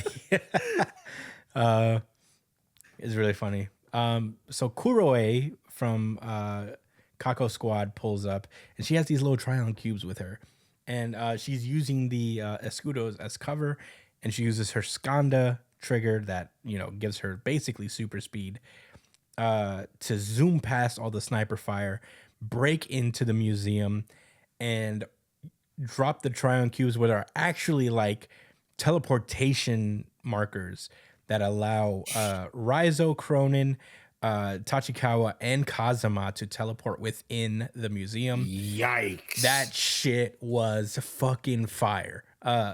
Yeah, and frightening for our fucking protagonist. Yeah. Man. So Oh, that's scary. yeah. So a crazy amount of Thanos and the homies just dropped in. for to real, your the location. Black Order is just there. Yeah. The whole fucking cabal, bro. For real. So yeah, that was sick. So they're in, and Azuma's like, oh shit, they're in. All snipers retreat now. Unfortunately, it's too late. Tachikawa and Kazuma break through the fucking ceiling and make it to the roof. And we get this really cool pose off with the two of them because they are the number 1 and number 2 attackers of all border. And they're just ready to fuck shit up. It's not great. And the battle, the matchups are kind of set right now as Kazuma and Tachikawa are going to take on Yuba, Arafune, and a number of other all-rounders and attackers. We see an attacker from, I believe, Ikoma squad, and the attacker from Azuma squad is there. Yuba is also there, obviously. Meanwhile, Where is the shot coming from? that's Azuma, I think. Oh, look, there's another guy peeking his head up. Is that who I think it is? Is that Ikoma? Oh, I think it is Ikoma. I think it is Ikoma. I didn't notice that before. I didn't see that before either. Wow, that's funny. He's right behind Yuba, Josh, if you're looking. What page are we on? It's on page 20. It's on page 20. That one page where Tachikawa and Kazuma are facing off. Yeah. Against them. You see behind Yuba? You see behind Yuba, to the right of Yuba, there's like a little head peeking out from the side of the building.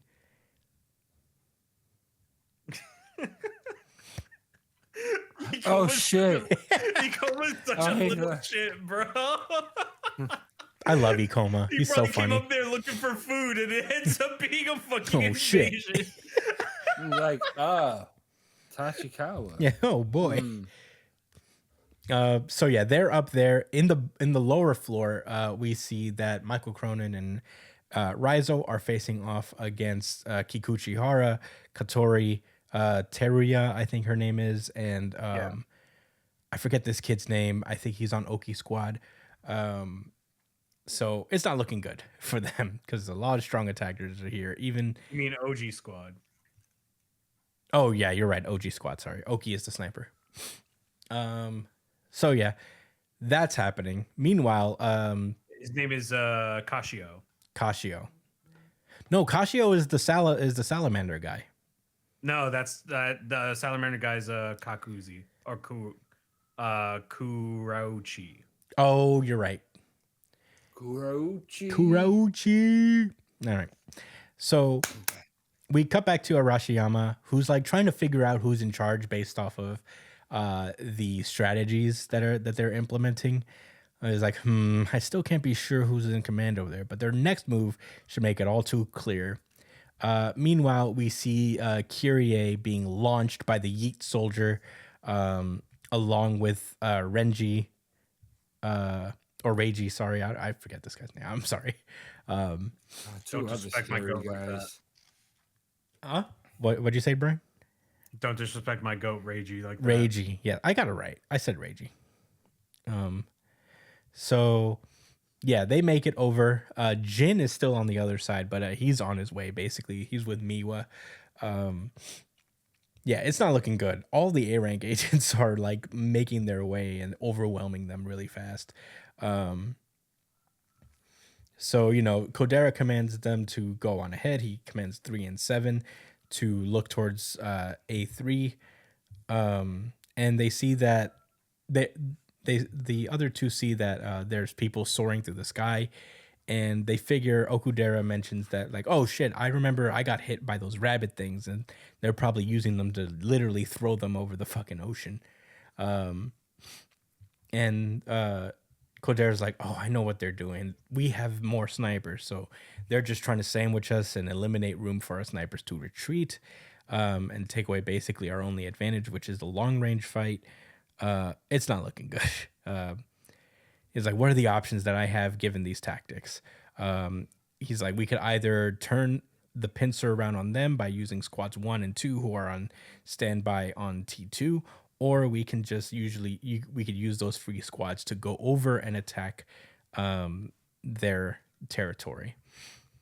And Arashiyama is already on him. He already knows. He's like, okay, so what are they gonna do? Are they gonna utilize the T2 agents as defense, or are they gonna use them to invade? Or maybe, and Arashiyama's surprisingly extremely smart. Like, he's like guessing all of their moves and even considering a third option. Yeah. Kodera is like, no matter what I do, they'll probably figure it out who I am and who's in charge, and then from there they'll have a better idea of what I'll do. So I can't even think about it. I can't wait. There's no time to fucking hesitate. And he orders the squads to go back up everybody and fight the A-rank squads that have crossed over. And in that moment, immediately Arashiyama is like, oh, it's Kodera. So, in that case, we're going to join the action. And he tells us to Katagiri squad who are going to jump in. So that's pretty cool. And Kodera's like, damn, they're going to know everything I'm going to do. So and they'll see my choices coming. So I ought to mix someone else's choices in the mix. I can't do this alone. I have to call the GOAT. And he calls over to Suwa. He's like, Suwa, please let me use Osamu real fast. Please. I'm a fraud, please. Suwa, it's me, fraud. The real glasses smart guy. It's me, Fraudera. I was clowning my ass, yo. Y'all was like, bro, you said that they would have rivalry. Yeah, they're not rivals. Not yet. No, but they will be. They're gonna go ahead. They're gonna have a head-to-head conflict at some point. Like they're not. He's giving up the throne right now. He's not giving up the throne. He said, I can't. That I'm corny. I can't do this. My name is Fraudera. That's not what he said.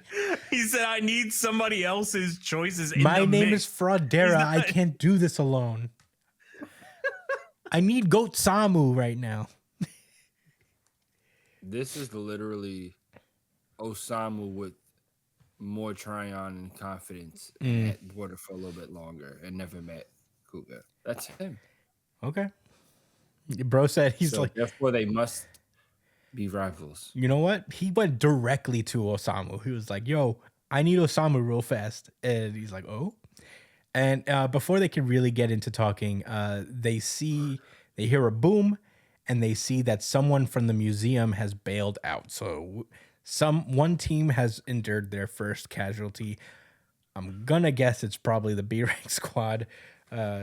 So yeah, that is where that chapter ends. Josh, what did you think about World Trigger? Not? Oh, sorry. What were you gonna say? No, go ahead. I'll what did you think about World Trigger chapter 260? Thanks. My bad, bro. The lag. The lag. So I'm under the impression that. Wait, let me gather my thoughts real quick. Is this not the bailout from earlier? No. That Tachikawa and what's his name caused? No, Yeah, no, two nobody people bailed. out. Nobody bailed out. They Oh. they just slashed up to the ceiling. Oh, that's what happened. Scary stuff. Who do you think died on that rooftop? Yeah, it could either be the rooftop or in the floor below. I'm gonna say it was Kai. Damn, you have no faith in Kai. No. That is hilarious. I think it was Sheba. Not what's the name with the guns? The bang bang bang. Yuba? bang, You guy? think it's Yuba? Yeah, he got smoked because he told everybody to run in that he was gonna try to hold them off. No, stop. Yuba's my goat. Don't take They him. could come back. They No, they but respawn. Yuba's different. Yuba is really fucking strong, bro. Yes, which is why he would say, "Y'all 3 run so we can have less casualties. Let me hold them off." He's gonna hold off the 2 strongest. I don't think he's that kind of guy to like be like That's why he got bailed out. ahead of himself, though. I don't think he's the type of guy to be like, oh yeah, I can hold off the 2 best attackers in the fucking series by myself. Yeah. I don't think he's that kind of guy. I don't know. Yeah, I mean, I guess if it's not Yuba, then I think it's whoever the weakest one is, which would be this kid, right, with the mushroom haircut. The Yeah. one that's between Arafune and Yuba. It could be Arafune. I thought about Arafune too for the similar reason of Yuba, that he probably would say, let me like stand up to these guys while y'all get away. Let me distract them. I just think that Yuba would be the first to think to do that because he's already like a leader, and like that's how he like operates with his, with the youngin on his team. He's just like he's like big bro, So like that's why I think that. Yeah, I couldn't say one way or the other. It could honestly be anybody. Tachikawa and Kazuma are that strong. They could be literally anybody on that rooftop.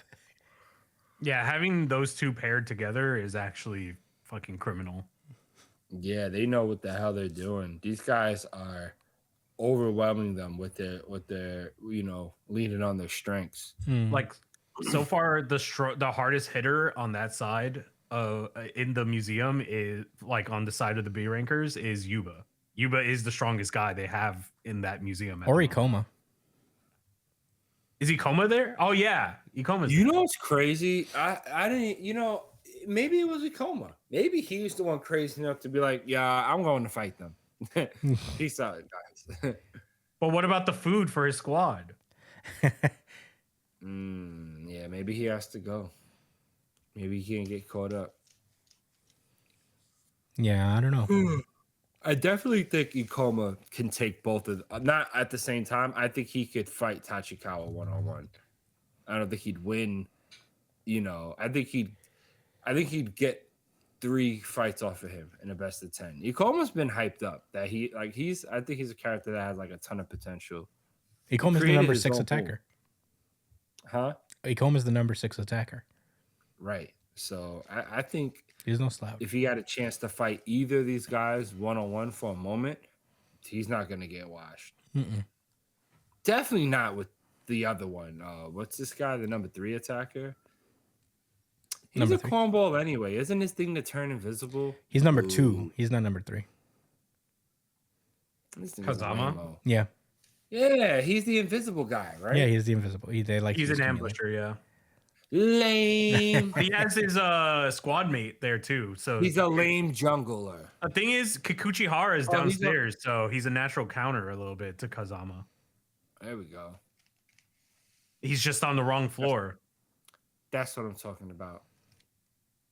Oh, damn, that's not good. For these niggas. Actually, JK, that sucks. Yeah, well. I mean, I can't believe. There's no way only one person dies. That's how I'm looking at this. If one person doesn't try to stand up to them to give these other guys a chance to get up out of there. No, they were ordered to stay and like buy them some time by using their superior numbers. Yeah, they say it right there. It's like use your superior numbers to buy us 2 minutes. L. You're not gonna win, Wait, but hold it down for 2 minutes. I don't know. I mean, it's seemingly Tachikawa is the worst situation to deal with, right? Yes. And then the numbers 1 and 2. But you got the 2 trappers. You have no idea what They're not about trappers, to they're do. engineers. They're both skilled attackers, though. Why do I keep making this mistake? Well, because engineers usually aren't on the battlefield like that. But they can't. But they're good attackers too. That's Because they that's test the every deal. weapon, so they have to be very proficient in all of them. Well, Cronin is probably a really good fighter. He's from the neighborhood anyway. Yeah. right? They said that Raizo is also nice. He has 2 ray gusts. I just noticed that. That's pretty cool. I actually think that's really cool. They probably have some souped up fucking gear too. Like Yeah. this is low key unfair. Because they built the shit. Yeah, they built the shit, and on top of that, they still have their custom triggers too. So like, I guess it is like a strength in numbers versus a fucking mighty bunch. You know what I mean? Weren't the B rankers allowed to modify their triggers? No, that's the Or A am I rankers. bugging? Let me see what they say. It's looking real bad. Oh, the number 3 attacker is the girl from Tamakoma. Yeah. 1. Yeah, Kyrie. Yeah. I remember these things vaguely. Who's 4? Kagura? Murakami. No, the sleepy guy. Murakami's number 4. Yeah. I don't know who's number 5. Ikoma's 6. Did they send people to? Did Kodera send people to the museum, or is? Yeah. He wanted everybody to meet there. Oh, he's sending everybody to the. Yeah, he's museum? sending everybody to the museum. Oh fuck! I don't think that's a good move. That's why he called the GOAT. He's like, I don't know what to do. But imagine they could take Tachikawa and these niggas out. Psh, that's huge. That is huge. I don't think they. Depending on how much I don't think they traffic. will though. Where do they have what's his name? Fucking suit and tie guy with shooter. Oh, Ninomiya. Ninomiya, yeah. Where they got Ninomiya him? is also on his way to Must the be on museum. front line somewhere. He's sending everyone to the museum. He said, everybody, go to the fucking museum, bro.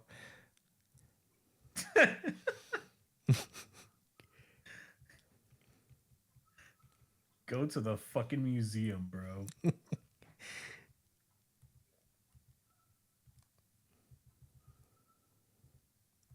Yeah, he already initially sent everybody to the museum, so everybody's on their way anyway.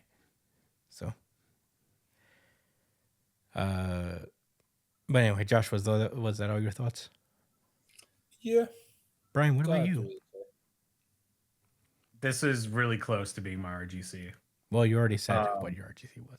Yeah, I said, but this was really close, is what I said. But goddamn, man, I love it when World Trigger's back. It's so sad because every time I read a World Trigger chapter, I'm like, man, now I gotta wait for another one. Who knows when that's happening? Yeah, it makes me even more sad. But man, I just love the way that these characters think about shit. You know, like they're so they put so much thought into the way things play out, how people's actions kind of like, I just love the way he deduced who was in charge. And he was like, oh yeah, Kodera would do some shit like this. It's got to be him. And the way that they kind of counter strat each other and the way that they think. And I love the way that situations had to play out to warrant Osamu being brought into the mix. You know what I mean? It wasn't like immediately, oh, he's the main character, so I'm just going to immediately have him here.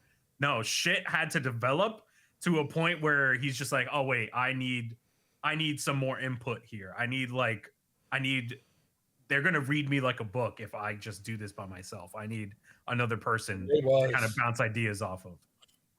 And that's pretty smart on Kodera's end, honestly, for him to be like, okay, I've been around A rankers enough for them to know the way I would do things. So I need fresh blood to kind of mix things up.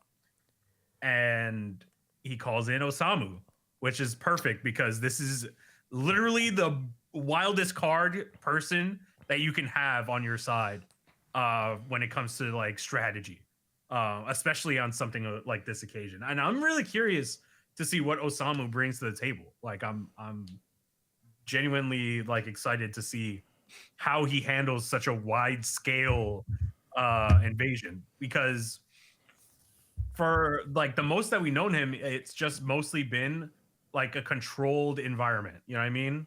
Like he had time to kind of think about things.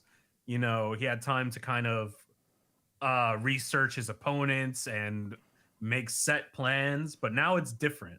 Yeah. Like he's in a situation where he has to be the guy on the fly to look at literally all of this shit that's going on, so many different moving pieces and cogs, and to find solutions to problems that are just going on long term. So we're going to see another side of Osamu here that we haven't seen yet, and I'm really fucking excited to see it, genuinely. Yeah. But those are my thoughts. Yeah. This is my RGC. Certified RGC. Certified RGC. Deserved for sure. I nearly jumped out of the train that I was sitting at when Tachikawa and Kazama posed up right there. I was like, that shit is fucking peak. That whole sequence. Like, wow, that shit was cool. Yeah, dude, it wasn't even just that. It was like also when Kuroi did like that fucking skanda into the building and then teleported everyone there. Yeah. I lost my fucking mind, bro. I was like, what a fucking move. Holy hell. That shit was so cool. Yeah, the way the A rankers immediately overwhelmed everybody, it really is just like just a cool way of power scaling, because you forget that there's really levels to this. We never really seen the A rankers fight, or we haven't seen them fight in a long time. Not since they fought against Jin. And like we are now seeing that there's just so much levels. And it is cool to see like them accurately kind of imposing their will in this fight. Whether this will take a turn or not, it could happen, obviously. I mean, like the B rankers are no slouches either. There's some A rankers among them, and there's people who used to be A rank among the B rank squads. So, you know, it's going to be very exciting to see. You know, I make jokes about the Osamu thing of, you know, the fraud and the goat, whatever. But this was genuinely exciting for me. Like Brian said, we're going to basically see Batman without prep time right now. And I'm excited to see how this kind of like plays out. I feel like Osamu, he's not going to rely entirely on Osamu to like run the show at this point. I think he's looking to Osamu to throw in some wild cards because, like Brian said, they know him. They know Kodair very well. I think the A rankers fight very closely together because they go on away missions together and such. So you're gonna change the formula up a little bit. Yeah. Get somebody, and you know, who better to go to than the guy who surprised everyone during the B rank wars constantly. If there's one thing Osamu knows how to do is utilize people and put people in the best places to win. So I'm excited to see how he does that. I don't know who bailed out. It could, like I said, it could be literally anybody. The odds were not looking good for the people at the museum. But yeah, I'm just so excited. It's so sad that World Trigger is monthly, because I feel like if it had remained in the weekly series, it would be so beloved. You know, everybody should be reading World Trigger. It's peak. Everyone. It's peak. Yeah, I love it. I'm excited to see what happens next. This is really developing in a very fun way. But those are all my thoughts on World Trigger. We ready to move on to the next one? Yeah. Bloody Cross. Jujutsu Kaisen Modulo. This is Jujutsu Kaisen Modulo Chapter 21. The awaited one arrives. So last we left off, the battles between Tsurugi and Marulu and Dabra and Maharaga are continuing onward. Dabra has figured out how to use reverse curse technique, and he is just elated to be able to continue fighting and learn more and become stronger. And meanwhile, Tsurugi, it seems, managed to lay the final blow onto Maru. And we're opening this chapter with a flashback to Tsurugi's childhood when he was training with Maki. And Maki is telling Tsurugi about Mai, about how, she had a younger sister. And because of Mai dying, she was able to get stronger. But then she thinks to herself, is like, did I really need to get stronger? Maybe someone else would have taken care of it without me, without Mai having to die. And it's a naive fantasy I can only admit to now as she starts to tear up. Is that there's not a day goes by when I don't wonder if maybe I'd chosen a future where Mai still exists. And we cut back to the present as Tsurugi takes the final blow from Maru. He does not land his final blow. And Maru is in shock. She's like, what? If you had just won, if you had just followed through with the strike, you would have won. And Tsurugi basically thinks, it reveals that he was kind of thinking in the same way as Maki. He's like, well, I know, but for some reason it just didn't feel right. I had a feeling that a future where I won wouldn't be right. And, he just didn't know what to do. And he's only a kid. So, he chose to just take the L. And Maru is just yeah. And Maru's just traumatized by this. He's just like, Tsurugi, but you guys lived here for so long. You have a life here, and cursed spirits are a part of that life. So our demands are, but also we have a valid point too, because our land was taken from us. So, what about those who had never had a place they belong to? What should they do? If the people who were there from the start are always right, then what about Earth? What about space? Who do they belong to? And, Maru is having along the same crisis, just I don't know what to do. And it's in that moment that Rika appears in her ghostly apparition. Her true form appears in front of Maru. And we then cut back to the ship, where it starts to glow in a really big way. And the ancient Kylian that resides on the ship wakes up. And that's when we cut back to Dabra, who's like, oh, was that Marulu? I see. So I should make a barrier like that. As the ship, I guess, starts moving towards Maru, we see that Dabra is creating a barrier. And he's like, does this technique already exist? Well, does it? And Maharaga is literally adapting nonstop. And he's like, whoa, what kind of an adaptation just started? No, he's not just adapting to my curse technique. He's adapting to my very existence. And we see that Dabra starts to do a little hand sign here. He goes this is the first time I've met someone quiet to me, but this is also the first time I met someone I felt like talking to. And Dabra unleashes his domain expansion, other world between darkness and light, reverse transcendence. And man, this is a 2-page spread and a half, Crazy bro. fucking domain. Yeah.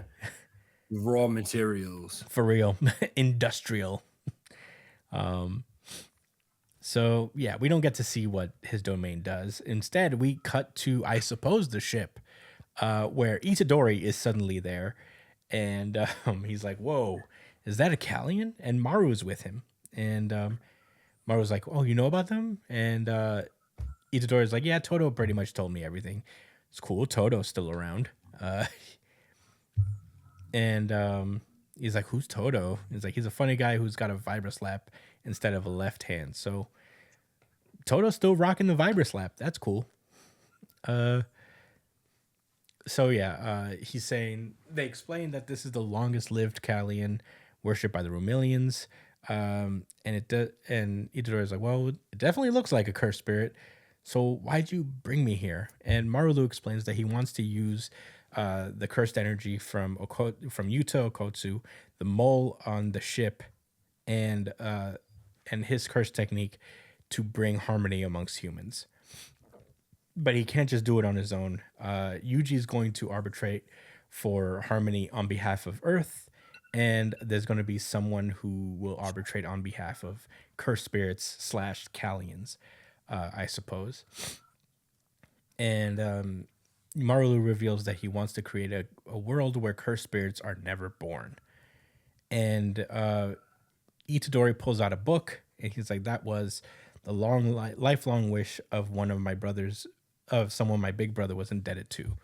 I think he's referring to Yuki Tsukumo in that moment, because that's what she wanted. As I am refreshed from watching Jujutsu Kaisen season 3. But he's like, let's do it. And Maru's like, cool, let's go see him first. He was also chosen by my curse technique as a key to harmony, just like you. And he pulls back the curtain, and they walk in, and who else but fucking Mahito pulls up. And he's like, Creepy little motherfucker, yeah. He's like, Yuji, what took you so long? I've been waiting. I had to wait till you're dead to see you again.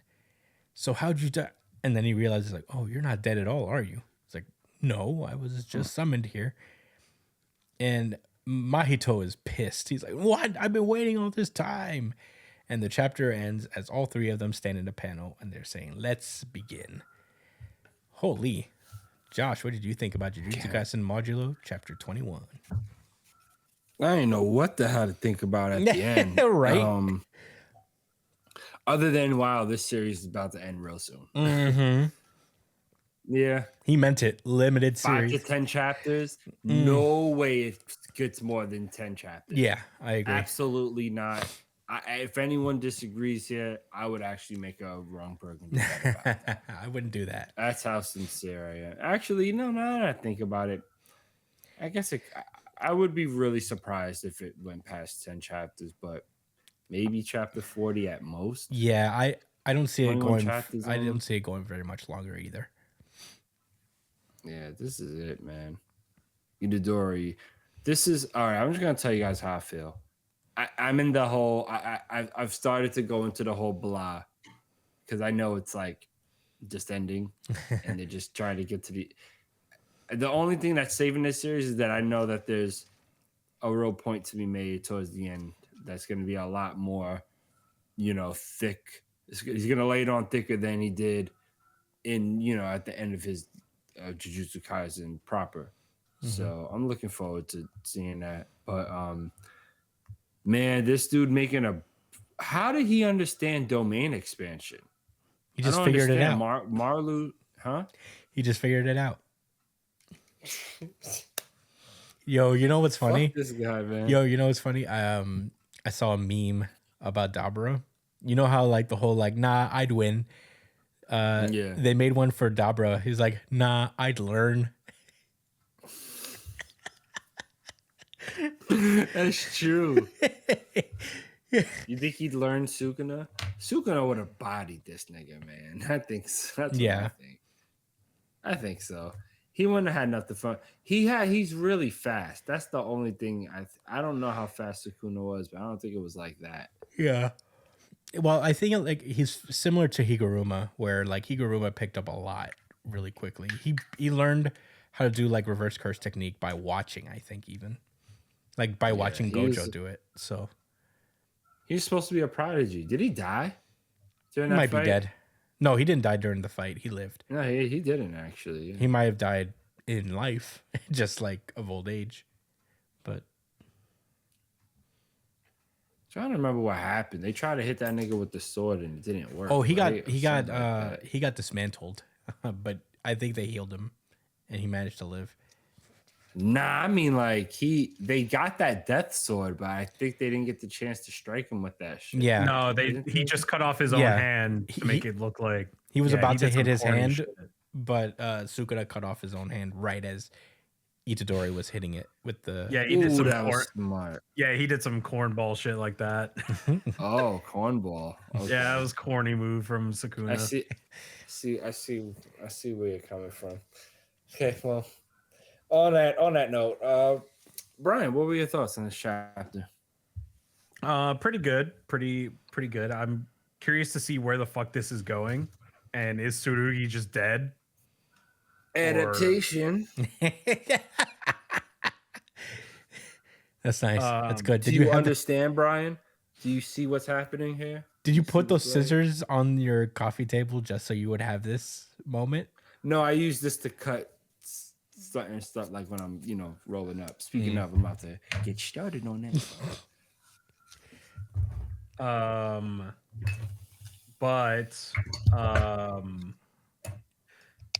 Yeah, Sakuna. I mean, not Sakuna. Dabra? This guy, what's his name? Dabra. He just randomly picked up on the crown jewel of Jujutsu sorcery. By the way, just the concept again. This guy, there is not a single Jujutsu sorcerer that has done the shit that he is doing right now. Yeah. This is unheard of.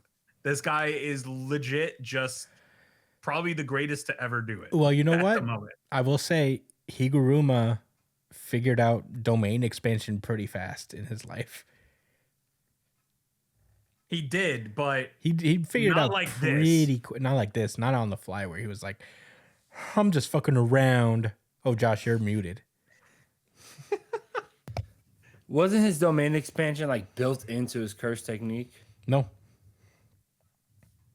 It was that judge room, right? Yeah, no, it's the courtroom. But Judge Man is his Yeah. technique. But it's a domain. Right? No, Right? the Shikigami is still there. He doesn't. I think he figured out the domain later. I don't know. Maybe I'm bugging. I don't remember. It's okay. I'll figure it out because season 3 is airing. So I'll relearn. Nah, I'd learn. And learn he did. This guy, he learned reverse curse technique and a domain expansion within like 5 seconds, within 5 minutes of each other. He's just like, oh yeah, that, oh that, oh yeah, that, okay. Yeah, this is simple, this is easy. No, it's not, Dabura. Fuck off. Actually, I can run at the speed of light. You know what? Let me just That's literally figure what that he's out real doing. fast. That's literally what the fuck he's doing. He's like, actually, I can move at the speed of light. I've never been able to move at the speed of light before, but you know what? I'm gonna do that right now. Oh, wait a second. I could just heal my leg. Oh, wait a second. I could just put you in a big bubble. Huh? You know that blade felt different. I wonder if I Big could. industrial bubble. Get that shit out of here. You know that blade on his arm felt different. It felt like something else that I felt probably before. Let me figure out if I could do that. Oh, I can. This nigga is Batman, bro. This nigga is Batman. He's everything. This nigga is Batman and Amazo at the same time. He's stealing this nigga Maharaga's whole swag, bro. He's adapting to everything. He's Yeah. learning. I wonder if I created a barrier and filled it with my cursed energy. Can you guys do this here? I think it's called domain expansion. Yeah, he just says it. What a fucking loser, bro. There ain't no way. There ain't no way you fucking knew that. There's no way you could have possibly deduced that. Can you guys do domain pretending. expansions on this planet? He's pretending LARPing, so bro. hard. Yeah, exactly. Like he's pretending like he didn't know any of this. And he's acting like he didn't know this shit. He's There's like no way. He's like a pool hustler. He goes on. He's like, I don't know how to exactly. play this. Yeah. Yes. He's a Yes, Jujutsu that's a shark. great He's a example. Jujutsu fucking shark, this fucker. I know he is. He knows. I know He the knows hand what's sign I going want to on. do and everything. I wonder if And I as just soon do as they this. touched down on Earth, he was like, he figured shit out. He read Jujutsu Kaisen, the original, and he was like, He sure did. Panda's funny. Fuck out of here. He knows all about Maharaga too. Everything. He just didn't. He just thought his beams were so official that he wouldn't be able to Yeah. adapt to it. That's why he was surprised. But Brian wasn't surprised because I guess apparently the beams wasn't shit. Maharaga thinks so as well, I guess. Yeah. He ate those shits like Scooby snacks, Yeah, and then just like Cameron said. Dabra is like, I wonder if I could be the beam. Imagine that's his next thing. What if I was? What? What if I was light? That's what he said. He was like, I'm moving at the speed of light. What if I like made myself into the beam and like kicked him real hard? This is so stupid. And then I healed myself. Can they heal? Can you guys do this here? Also, when is Yuji gonna stop aura farming and take off this fucking hoodie? Never, Take that shit never, off. never. I'm glad you asked. I hope Like you never. I can't hope it stays. possibly be that sad, bro. Take the fucking hoodie off. You don't know how sad sadness can get. Bro's depressed, You dude. play League, bro. Would you not be in a hoodie at all times? If you know what I'm saying? I thought you would understand more than anybody else, Ryan, actually. You know what I think it is? I think it's that Maru and Yuji might look too similar, so they have to distinguish them by keeping his hoodie on. That's what I think. Yeah. What if he never takes the hoodie off? That would be sad. Imagine he has waves. He takes off the hood and there's a do-rag underneath. Yo. But that's it. Those are my thoughts. Yeah, I really like this chapter. I am grateful to the Maharaga and Dabra fight for reviving Lobotomy Kaisen. Because the memes I've seen of this are too funny. I'm gonna send you someone because I saw one that's really funny. Please. But let me say one thing. When it comes to the fucking Lobotomy Kaizen post, I be seeing people post like Patrick when he from SpongeBob, Yeah. and he's like, dude, like that, and they have like it's like Yuji or like any character from Jujutsu Kaisen. It's because they're lobotomized. Bro, it's so funny. Lobotomy Kaisen is one of the greatest communities on the internet. It's so funny. So welcome back. To be honest, this is one of the things I missed most about Jujutsu Kaisen. I didn't think we would be able to have an opportunity to do Lobotomy Kaisen again. I don't really have much to say about this chapter. I liked it a lot. One of the things that Gege does that kind of annoys me sometimes is that sometimes he'll just like cut a lot of things that were necessary information. Like all of a sudden Yuji's somewhere on the ship, I think. Somehow he met up with Marulu and they all fucked off and went off to the ship and now they're with the Callian, and I'm like, I feel like this is a massive chunk of information that we... Whoa. Yeah. And where's your boy at? Is he laying on the Yeah, ground? is Tsurugi just dead on the floor? Did you just leave him there?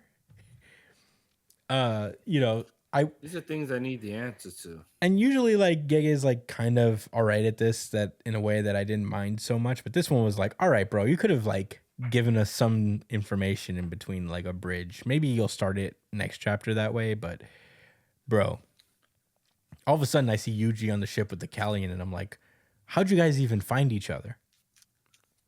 Listen, bro, on the editing table, decisions had to be made, my nigga. You all right? Yeah. You can give more context and understanding between the scenes, or you could have this guy swag YOLO aura farming.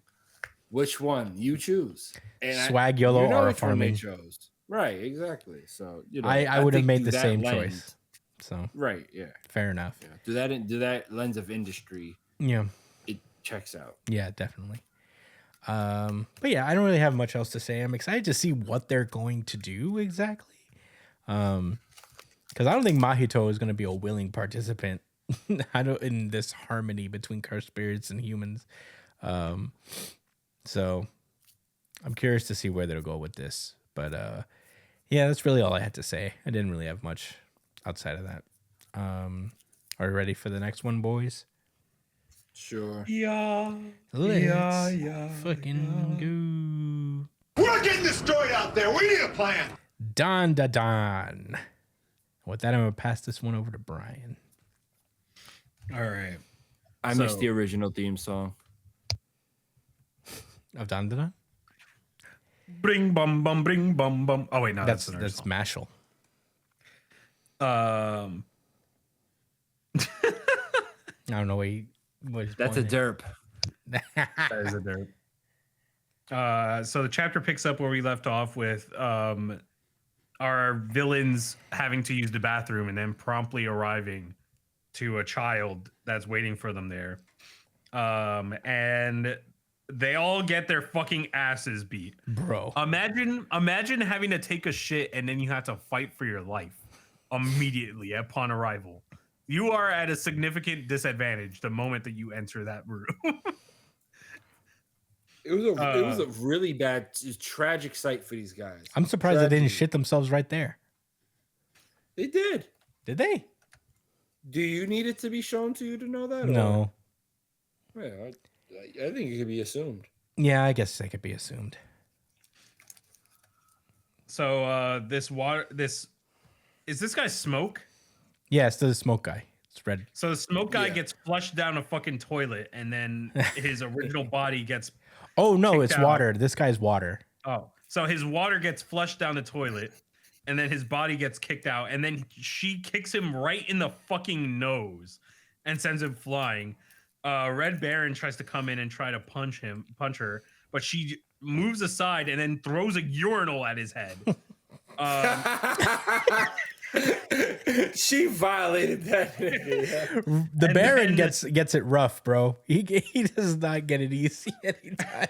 And then the flame fart guy tries to put his hands to like summon some flames, and then she just brings a toilet into his hand and then slams the toilet seat onto his fingers, breaking them, and then she punches him down into the fucking toilet, breaking it with his fucking head, so that he's face down, ass up on the ground. Nasty work. This is the definition of nasty work. Bad. And she's kind of like celebrating the fact that she beat the shit out of all of them. And she goes to find Red Baron, but he got away. He turned into smoke and went down a fucking drain. Because he's a business. And then she raises her like the ground below her like an The earthbender, bathroom tiles and rise drags with her. drags Farty McFlame over to a fucking urinal and flushes him down. Flushed him down a urinal. And Then then he she died, right? Or is there a spiritual situation happening? I have no clue. Bro, this looks like a death. And then she His drags spine this is guy folded over, entirely in half. She drags this guy over to, I don't even know what that is, and flushes him down there. Bro. And then when she turns around, she looks whimsical as fuck. Like, she does not look at all like the demon that just fucking destroyed these two. And then we see these two, I don't even know what the fuck is going on now. These two, I don't even know how to describe it. Like a bird with brolic legs and a dude sitting on a toilet. And they're just standing, they're just sitting there outside of the bathroom because they want to play with the bathroom girl. And she says that she can't because she has to go tutor. So she's a real person, I guess. And they get up and they leave her alone. And they walk over to our two heroes, I forget their names, who are incapacitated. And apparently they're here as a favor to Turbo Granny. So they stuff the two girls into his backpack and they walk off. And later on, somewhere else out of the vent comes out smoke, and it's the Red Baron. And he immediately puts on the edgiest cloak that he could possibly find. Straight from Organization 13. Yeah, For real. straight from That's Organization straight 13. from these niggas, 100%. bro. And he's kind of like, no one warned me about a monster like that being here. And he takes out the two stolen powers that he got. He says, "For this, I will be praised." I will not allow the Red Baron name to be tarnished. Just you wait in, Joji, or rather, Evil Eye. Next time, I will kill you. And that's where the chapter ends. Josh, what were your thoughts? First of all, I don't know what the fuck he's talking about. His shit already got tarnished when he ran away from that little girl and got his face. Nigga got what is that? He got urinaled. Shit? He got fucking urinaled but like, on. there's an actual traditional word for this, right? A urinal. It's called a urinal. Yeah. Nigga got swirlied via a Oh, urinal. no, he didn't get urinal. I mean, he didn't get swirlied. He just got urinal. Pumpkin pants got like fucking That's swirly. basically like a swirly. That's a urinal swirly, bro. Just pissing that shit. I hope so. I don't know. They look Anyway, pristine. Japanese Adam's a bathrooms clown, are very bro. clean. He's a fucking red jester. That's what he is. He ain't no Baron. He got his ass beat by a child, by two children, technically. Yeah. He lost the evil Joji eye. and the evil eye, both young boys. Yeah, why is he beefing with Jin, but not with the girl that literally threw a urinal at his face? Because she threw a urinal at his Time face. it is. He wanted absolutely no activity with her. Let me tell you something. But If anybody she's a throws fellow- if anybody throws a urinal in my face, I never want to see them again. You think he didn't see what happened to his peoples too? He That knows. shit was crazy. He saw one of them get flushed down a urinal. I was like, I gotta get out of here. That was crazy. No thanks. Super no thanks. Super Yeah. no thanks. Yeah, Red Baron running away with his tail between his legs. Ooh, I ganged up on those two girls and beat them. I'm strong. I'm strong. For this, I will be praised. I hate this guy. I hate this smoke dude. Yeah. He's cheese cornball loser, Logia bitch. It's True. corny because nobody has hockey yet. You know what I mean in the series, so Yeah. you can't. You know, he's like Smoker. Smoker was that nigga before. Well, For he one hasn't arc. been that nigga for a long time. No. Yeah, actually, he was around. If he was on Skypiea, he would have been a problem. Mhm. Ooh, he would have been an issue. But he wasn't. In the biggest arc of all Navy people. All right, this is not One Piece. Brian, what were your thoughts? You covered the series already. Chris, what were your thoughts? You gave your thoughts already, didn't you? No, me, no. Okay. It's Chris's turn. Yeah. Oh, I'm sorry. It's wrong Burgundy's turn. Oh, yeah, you're right. It is my turn. I'm in a glass case of emotion. So, yeah, this was my second favorite chapter of the week. If it wasn't for World Trigger being so fucking peak, it would have been this. Hanako, Toilet Brown Hanako is one of the coolest characters that Dandadan has introduced. This shit was crazy. I think like the way she destroyed this guy's hands, Oh, man. the amount of times Nightmare. I like gasped during this chapter, it's insane. The urinal to the face, the crushing this guy's hands between a toilet seat, the flushing really got me. I had to literally take a minute because that was some of the most gruesome shit I've ever seen. 'Cause these people were folded in half. She dunked this guy head first into whatever floor toilet this was. Oh man. Yeah, Toilet Bound Hanako ain't nothing to fuck with. And I really like the twist that, Turbo Granny was the one who asked him to help. I think that was really cool. A nice touch because, she recently came back into the story and we know that she's with Seiko in the hospital. So I'm excited to see her take a more involved position in the story. Yeah, this was a really cool chapter of Dandadan. And, man, I can't understate how much Hanako really, is such a cool character. I can't believe what I just saw sometimes. The juxtaposition of her being... She's a cursed spirit. Yeah, she's a ghost. She's... yeah. Yeah, she's a What are ghost. they She's... called? Yonkos? Yeah, she's a Yonko. Or not Yonko, yokai. Okay. Brian's disgusted right now. He's like, Don't you know? You guys don't know shit about Japanese creatures. Yeah, but very cool chapter. I don't have much else to say outside of that. Brian, what did you think? Honestly, I feel like you kind of covered everything. Like this fight was brutal, and then on top of that, you got the weird ass fucking creatures at the end. We don't know what the fuck they're all about. Dude on a fucking toilet.